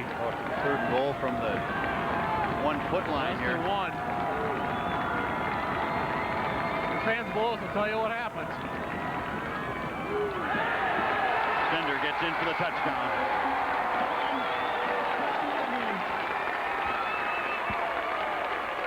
(21-15). 3:11 to go. As the Lightning get within 6. And I would think here you just kick the extra point. Yep. And here come the Eastview flags down below us, the blue, black, and silver. You won't see those on your television screen. He's going to go for 2 here. Put him within 21-17. Not sure I understand that, but that's okay. Krivoruchka looks to throw, looks, comes back the other way. Fritzy misses him. Krivoruchka he can almost run for it. Throws. Wide open in the back of the end zone is Sherwin. Sherwin in the back of the end zone. Wow, what a nice scramble by Krivoruchka. And again, finding one of his favorite targets tonight, Kyle Sherwin. 2 points, Lightning, 21-17. We got ourselves a ball game, Mike. Oh, you can say that again. Well, we knew that coming in. This was going to be a close one down to the end. 3:11 left in the third quarter. Penalties really hurt the Wildcats on that drive. I can think of probably 3 15-yarders.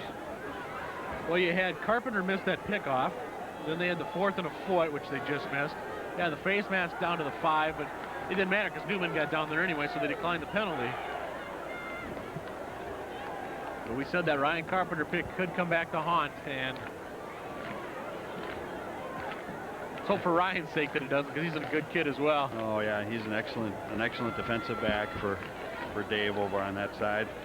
You know, I just love the way these teams are battling. I mean, each team has answered when the other team has scored, and we're going to have a heck of a finish. Yep, Lloyd to kick off. He has hit the end zone every time. Yeah, make it once again. He'll hit the end zone. So Eagan to start from their own 20-yard line. And that's been probably a 10 to 15-yard advantage in field position swing every time. Every time. You know, that's big. As I said, Reese Lloyd, the Eastview kicker, also plays soccer, and I believe he's an all-state soccer player. Wow, what a leg he's got. You know, I know the family transplanted from England a few years ago when Eastview opened, and I wonder if he'd even seen American football before that. I'm going to have to come watch that kid play soccer. He's been impressive. I tell you, Eagan Eastview, that will be a heck of a soccer matchup whenever that takes place. I'm sure to take place once at Eastview, once at Eagan, if it has not already. Yeah, it's really developed into a nice rivalry here. Ensley left side going absolutely nowhere. He's going to lose yardage. That Eastview defense stiffens. Lockhart with a nice tackle behind the line there. Larson in there as well, and so was Soleil. 3 anyhow. So the Eagan offense goes in reverse here on first down. Also 2 on the play, 2nd and 12. Jonathan Lockhart, 6'2", 230. He's had a nice ball game for the Lightning tonight. He looks bigger. Yeah, he does, doesn't he? Forbes, good up the middle. He'll get up to about the 22-yard line, sets up 3rd and about 8 as we approach 2.5 to go in the third quarter. Jason Good, the ball carrier. With all the momentum on that Eastview side, Eagan really needs a play right here. You really do sense a momentum shift here. This is a big play for the Wildcats. They need to come up with a first down and try and sustain a drive. Again, you can hear the Eastview fans stomping on the stands down below us. This is a lot of fun, isn't it? Yes, it is. First time Eagan's been in a close game this year. Forbes looks to throw. Ball bounced around, picked off by Eastview. That's Freeman, number 2. Pat Freeman, haven't called his name much tonight. Yeah, that one was forced. Another interception for the Lightning.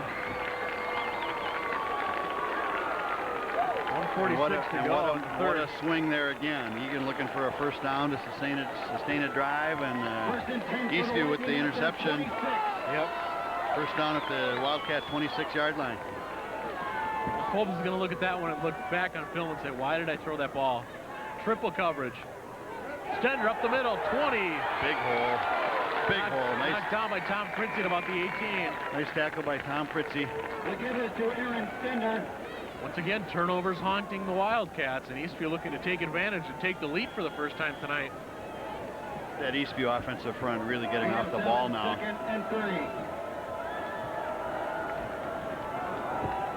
I think you just give it to Stender right here and let him run it all the way in. He's a nice looking fullback, isn't he? And as you said, that offensive line really doing well. Stender.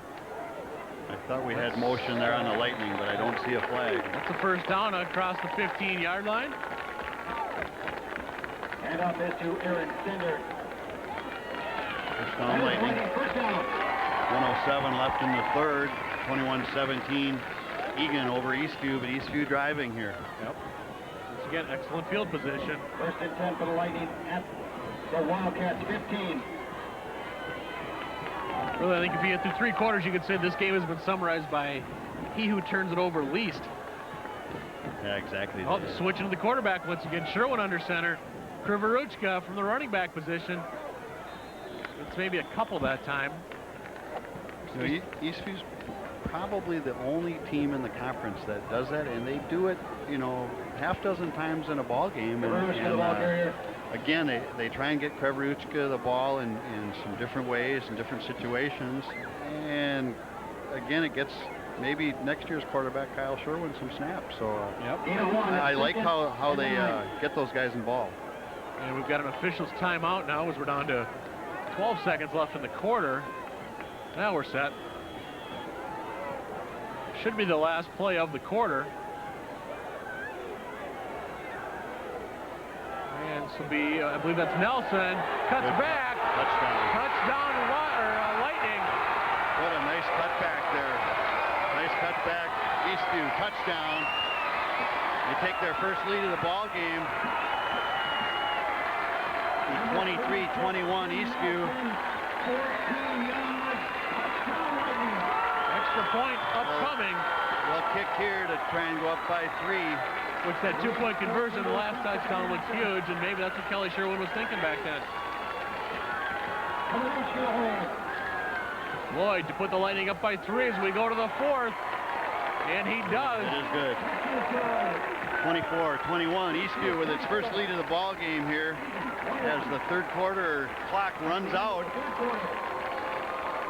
Again, Eastview 24, Eagan 21. There you look at the moon back there. It's kind of pretty tonight. Got a few of those clouds in. Or last year we had the big full moon here. So 12 minutes to go, and once again, as we said, it's turnovers that have cost the Wildcats. Eastview not making those mistakes in the third quarter. Eagan did. Eastview made them pay, just like a good team does. Yeah, I was very impressed by the offensive front of Eastview that drive. You know, that turnover thing. Now comes momentum, and they just really opened up some big holes and got off the ball there. You notice on that scoreboard there, you saw it, both teams with 3 timeouts left. Those could become very critical as this game wears on. We're going to see what Eagan's made of here, Mike. You're playing on the road, big crowd. Definitely all the momentum and noise and pandemonium against the Wildcats right now. I think Coach Ritchie's going to find out what the guys in white are made out of right now. I think the same with Eastview. The question is, do they have that killer instinct in a close game? And their first game of the year, they were up big on Apple Valley, and of course, 1 week ago, they were blown out by Eden Prairie. And for Lloyd, once again, he'll hit into the end zone. And I'll tell you, speaking of Eden Prairie, that's where Eagan goes next week. And you lose this game, you're 2-1, and I think realistically, you have to say they'll be 2-2 after Eden Prairie. Yeah, but you never know. That's awful tough chore, but that's why they play the game, and you never know. There are, you know, not a lot of people that were giving Lakeville a lot of chance tonight, and they were up at halftime. So we'll have to see what happens. So Eagan from their own 20-yard line this time. I think everybody in the conference naturally measures themselves against Eden Prairie. They've been on top for a long, long time. Hensley back to Roberts, double handoff. Roberts cuts up, 25, breaks the tackle, first down across the 30, out to about the 33-yard line. Nice run by Brian Roberts. Reverses to number 3, Brian Roberts. Egan's had a lot of nice reverse plays tonight. That time Roberts. They've got a lot of speed in that backfield, and they keep finding ways to use it. That's a real nice play. First down, Eagan. 1st and 10 for the Wildcats at their 33.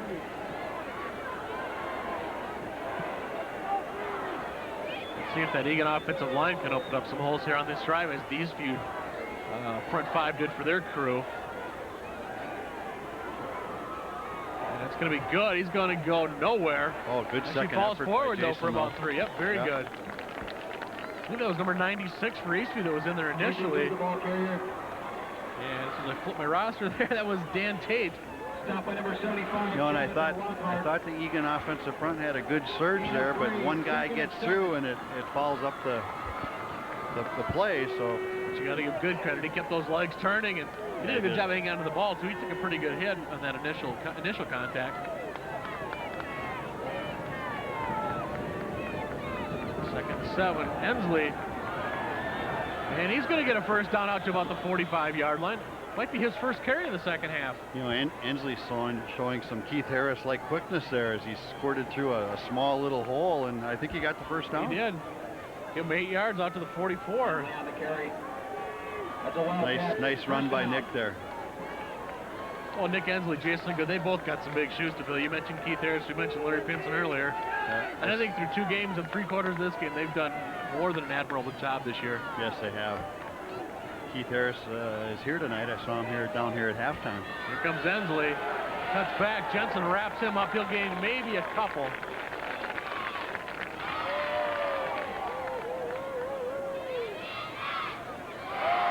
Eastview cheerleaders spelling out Eastview. Hear the crowd down below. They were doing this before the game too. And I know Verna Booter, who was helping us on the telecast, she got a kick out of that earlier. It's Wayne Booter on camera right now.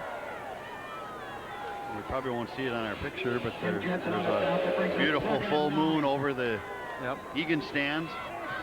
Great night for high school football here. Second and long for the Wildcats, and we're seeing a great game. That's up the middle. We got a flag. That's in that area where holding could come into play, but there might have been a face mask as well. A lot of bodies in that pile. Let's wait for the official call, and it's going to be holding against Eagan. Indication holding against the Wildcats. You know, what's really hurt Eagan is the opening. There's our moon. Beautiful shot there by producer, director, cameraman Wayne Booter. And truck driver tonight. Wayne can do it all. But what's really hurt Eagan, and it was the opposite of their first drive of the night. They went 80 yards, didn't have a turnover, didn't have a penalty, and turnovers and penalties have plagued him really ever since the 14-0 lead. It's almost like they got content at that point, but I think you got to give Eastview an awful lot of credit there. Yeah. They have really picked up their game. Second and 18 here. Ensley fakes the reverse. There goes Ensley. Got to cut back. Grover will try to bring him down. Won't happen, but he'll be brought down at about the 49. Ball popped loose, but I believe it hit the ground first. And the officials concur. Yeah, nice looking play. So Ensley picks up about 14 on that play. Sets up 3rd and 5. Inside 10 minutes to go. That was the first time tonight we've seen the reverse fake. Yeah. And kind of caught Eastview by surprise. Big gain for Eagan. 3rd and 5 from the 50-yard line here. Holds the throw, batted down. Larson got his big paw up there. Mooney, the intended receiver.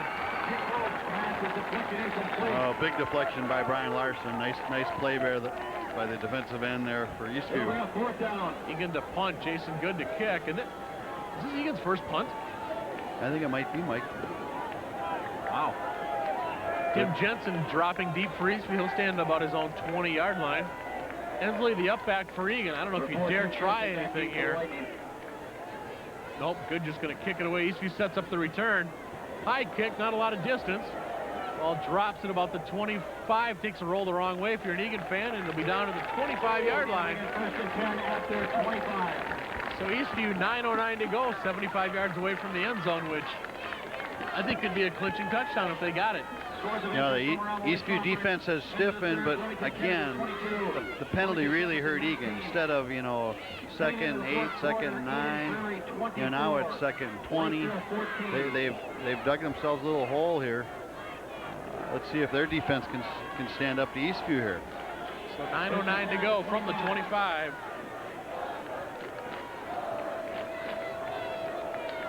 Kabaruchka under center.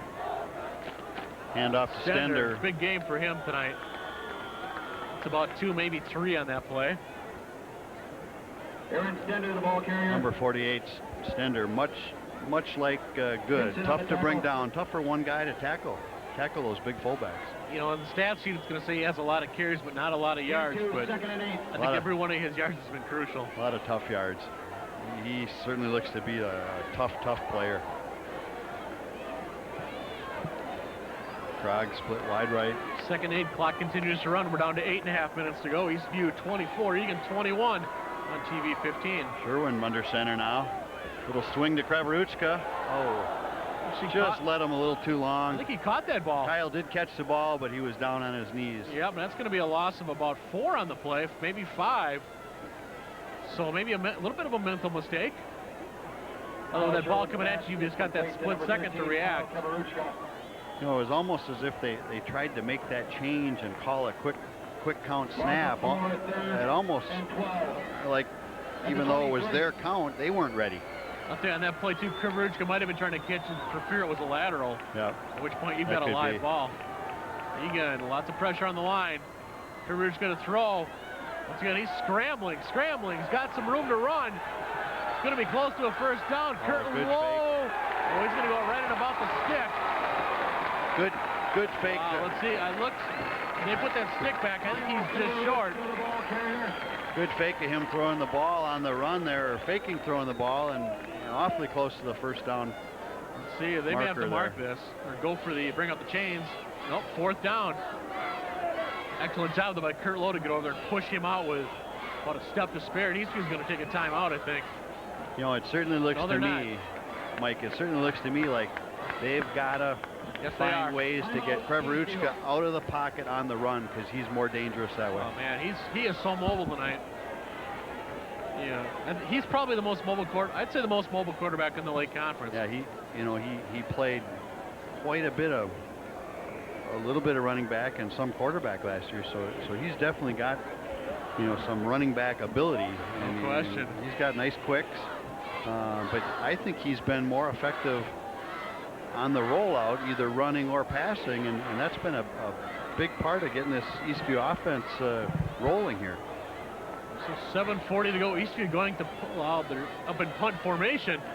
Although one of their coaches ran out there very quickly, and I wouldn't think they'd do a fake from this position. Now the Eagan coach is looking to react. They're pointing, saying, "Watch the up back." Yeah. So 24-21 your score. Eastview set to punt it away. As you look at Dave Fritzie and crew yelling at their players, warning them to be wary of the fake. Tim Nelson, I believe, is your up back. And back to Larson, and he'll just kick it away. Oh, nice punt. Nice kick. Fritzie fair catches at the 40-yard line. Hangs on to it this time. Eagan got burned on that once before, trying to get too fancy. Well, Eagan takes over at the 30-yard line. 30. Again, down 24-21 to Eastview here. 7:34 left in the ball game. Well, it's been a good football game. It's been a fun one to watch. Again, a full house here at Eastview Lightning Stadium. Gorgeous Friday night. Homecoming weekend. I think Eagan's homecoming, I believe, is the Bloomington Kennedy game. I want to say it's like October 13th, I believe. I'll be duck hunting. Oh, Friday the 13th, we've just been told by Wayne Booter. Folks, if you've seen a Wayne production before on Friday the 13th or Halloween, and if you haven't, you got to tune in. For no other reason than who knows what Wayne will do this year. Jason Good, the ball carrier. Another carry for Good. Picks up 3 or 4. Looks like they give him 3. 2nd and 7. I tell you, I look out too in the parking lot real quick, and I see a couple of taillights heading out. What's wrong with those folks? It's a whale of a game. Colb's on the keeper. Pitch back to Roberts. Read nicely by the Eastview defense, and Grover will finish off Roberts. Real nice team defense there by the Lightning. They strung the play to the sideline and really held it to about a 2-yard gain, huh? If that, Chad Slay out there as well, as with Tim Jensen. Yeah, probably be right back to the line of scrimmage. So 3rd and 7 as we're down to 6.5 minutes to go in regulation. At their 33. I said 1 year ago this game went into overtime, and Eastview's only up by 3 right now. Polkowski for Eagan, 0 for 1 on field goal attempts this year. Folds to throw, deep drop. He's airing it out. He's got his man. That's Colburn for a first down at the 43. What a great catch by number 88 there for Eagan. Oh. Well, he's reached right back for that ball that thrown behind him. Nice passing play for the Wildcats there. That's a Wildcats first down. Again, some real nice protection for Phobes. I was going to say, announcer said it was Brooks Denver, but no, that was 88 Colburn. 10 for the Wildcats at their 43. That's been the nicest catch of this ball game. That was just an outstanding catch by Colburn. First set of downs for the Wildcats up the middle. It's most likely good. With a good run, actually, he picks up about 4, maybe 5. He's powerful, isn't it? Yes, number 11, Brent Stordahl on the tackle again. And off to 6, number Brent's 16, had an outstanding start to this football season. It's around to 5:40 and counting in regulation. Gain of 4, correction, 2nd and 6. Wildcats approaching midfield. You know, good gets 4 when there's no hole. Just powering his way, you know, and he looks just as fresh now as he did when the game started. Roberts going to try near side on the sweep, got to cut back in, and he's going to get maybe a yard, if that. Chad Salea from his defensive back position with the stop. And Brian Larson had good pressure and forced him back up. And Adam Gregory for Eagan did a nice job of pushing Larson out, so Roberts could at least cut up. You know, other than the reverses, Eagan's really had a lot better luck running the football between the tackles. When they've tried to get outside, other than the few reverse plays, they've kind of struggled. 4:50 to go. 3rd and 5.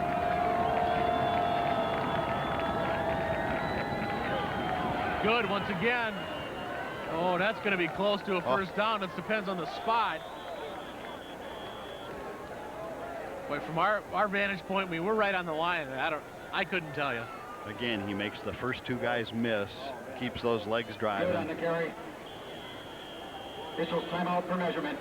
Like I said, we're looking almost right down the line. What do you think? Boy, that is awfully close. If he's got it, it's by a nose. Yeah. I'm going to say he's just a hair short. Wayne Booter saying he's there. Wayne's saying, what, 3 inches short, Wayne? Of course, the official's right in the way. No, just shy. Now, Wayne, I think, had the right distance. I don't know if he was saying shy or got it. 4th and inches. Okay, we've said big play enough. Play of the game right here. Thus far. 4:22 left. 4th and inches for the Wildcats. At the Eastview 48-yard line. They say 47 on the scoreboard. It's 47.5 yard mark, so to speak. He needs to get to about the 47. Eagan 3 timeouts. Eastview with 2. Eastview 24. Eagan 21. For the Eastview fans below us. Close to good. First down and more. Still going. Oh, the power he's got. Down to the 40-yard line. Huge gain for Jason Good. You know, the first man just does not bring Jason Good down. For all the kids out there that envision themselves running back at any level, watch Jason Good. Those legs never keep moving. 4:09 to go as the clock starts. Eagan with 3 timeouts left. Eastview 2. 99% of the crowd still here. This drive started on the Eagan 30. They're in the 30. Eagan's moved about 30 yards here. 1st and 10 from the 40. Good again. Down about the 34. Think about this drive is it's taken almost 4 minutes right now. So we're down to 3:40 left in regulation. Real nice job by the Wildcat offensive front here. We said it a moment ago too, Steve Polkowski, the Eagan kicker, 0 for 1 this year. And he could get his biggest opportunity as a varsity football player yet here in just a few moments. Clock counting down, 3:20 left here in the 4th quarter. Eagan up or down 24-21 to Eastview. Good, once again, he'll get down to about the 31, and that's going to be close to a first down, depends on the mark. Looks like he's going to be about a half a yard shy. Summerstead and Soleil in on the tackle. Stopped by a host of lightning.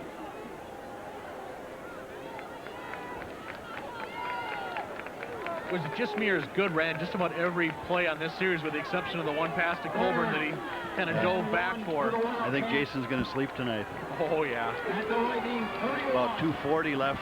Colburn brings in the play. Third. Eagan probably needs to hurry it up here a little bit. Third and 1 at the 31. All 3 timeouts left for Eagan. Colburn split left.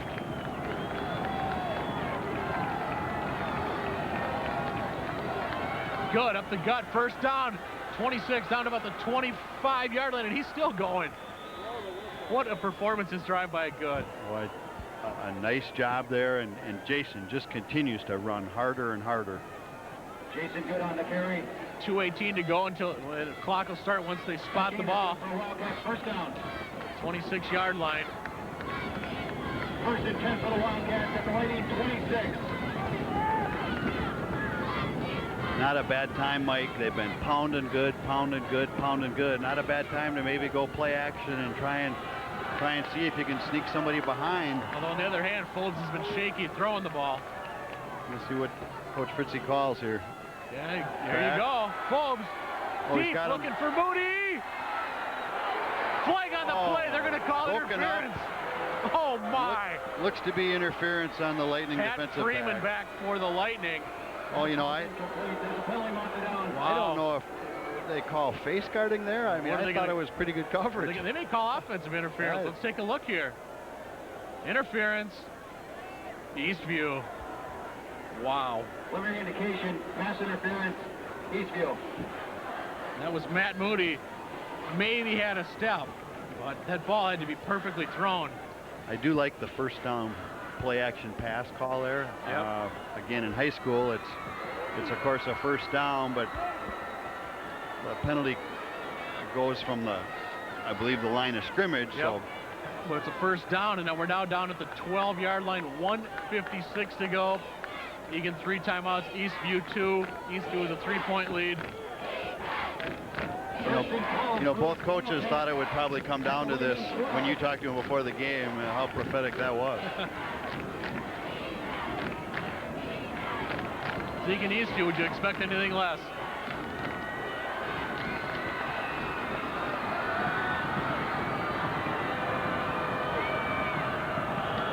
Good. Flags. 2 guys in motion, that's illegal. That's going to be a motion penalty on the Wildcats. Eagan giving them 5 right back. With that 5-yard penalty, you're looking at a 34-yard field goal attempt. Clear indication, illegal motion, Wildcats.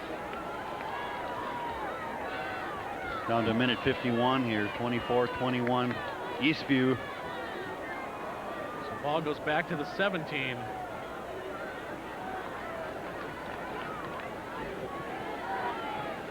Going to look out, a few cars leaving, and I don't understand it. Well, how do you leave this ball game? 15 after 17.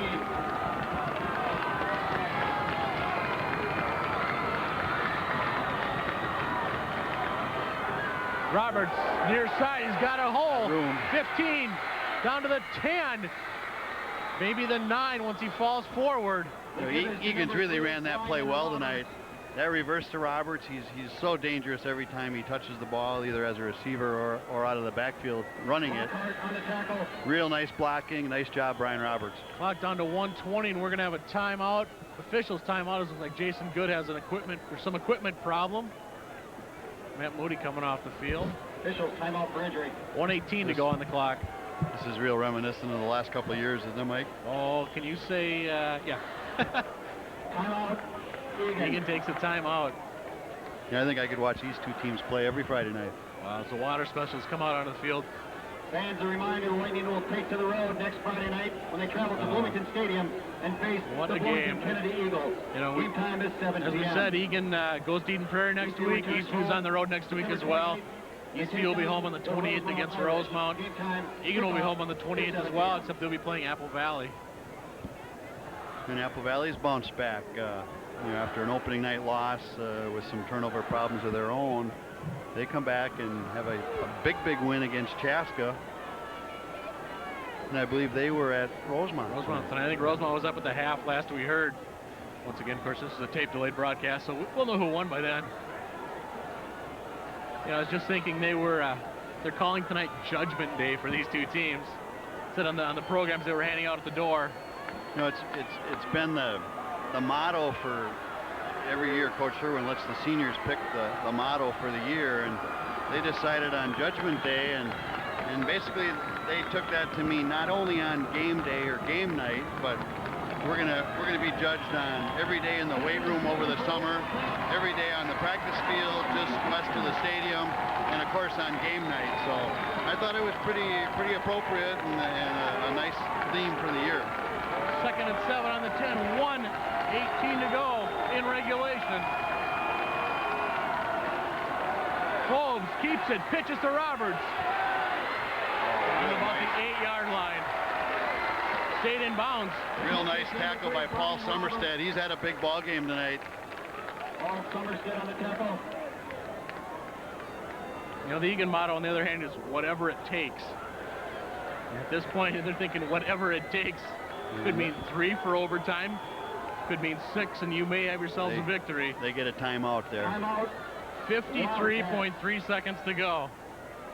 Eagan will have 1 timeout remaining after this. Say one of these teams is going to have a heartbreaking loss, and that's too bad. Yeah, it's a shame anyone has to lose this football game, and you know, it may come down to a game-tying field goal and overtime. Who knows? I mean, that's a real possibility here at this point. 53.3 seconds left. So you think Steve Polkowski's just a little nervous on that Eagan bench right now? I know the Eagan faithful would like to see this ball somehow get in the end zone so it doesn't come to that, but they're at the 6-yard line. The Eastview Lightning players and team members on the sideline chanting the fans to get up on their feet and make some noise here. The fans responding. About a quarter of them are. Eagan fans, I think they're all on their feet across the way. One of the Eastview coaches. They're out there yelling at the official. They're trying to get somebody's attention. Oh, they want the clock started. 53.3. Coach Dave Fritzy leaving the huddle there. Eagan can get the first down without the touchdown. They need 3 yards for a first down, 6 for a touch. Both under center. Hand off to Good. That's going to be a first down, I believe, down at about the 2. 48.3 to go. Wow, how many times have we called Jason Good's name this evening? Give it to Jason Good. Let's see. First down, you can see them pumping their fists in the air on the Eagan side. Jason gets up a little slowly, limping a little bit. Jason's been nothing less than a workhorse, especially on this drive. Oh. Again, a nice job by the Eagan offensive line, and Good does the rest. 43 seconds and counting. Touchdown will likely win it. Field goal, we're going to overtime. Good. At the line, no signal, and we got a late flag. 30.1 seconds to go. Oh, this is a huge penalty. That looks like a personal foul or a face mask. Or is it a hold? Comes our referee. Face mask, Eastview. That'll inch it closer. Preliminary indication, face masking, Lightning.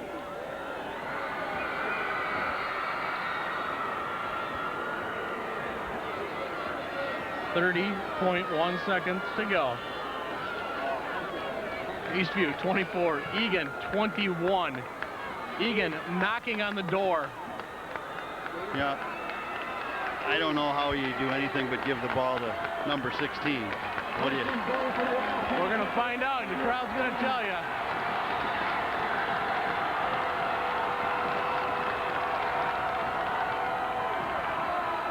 He didn't get it. Oh, this is a great defensive stand. Clock's moving too. We're down to 22 seconds. Eagan's going to need to call their final timeout here. They take it 22.1 seconds.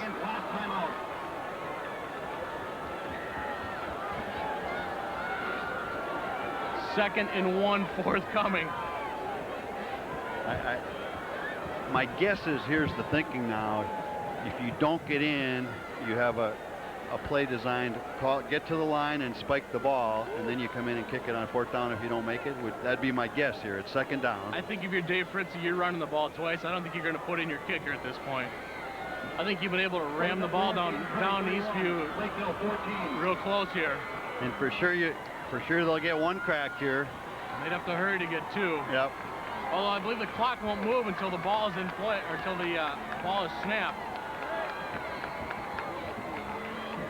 Look at the Eagan offense. Jason Good 16, Nick Ensley 24, 59 is Adam Gregory. There's 3, Brian Roberts. In the middle of all that is one of the Eagan coaches. I believe that's Dave Fritzy in there.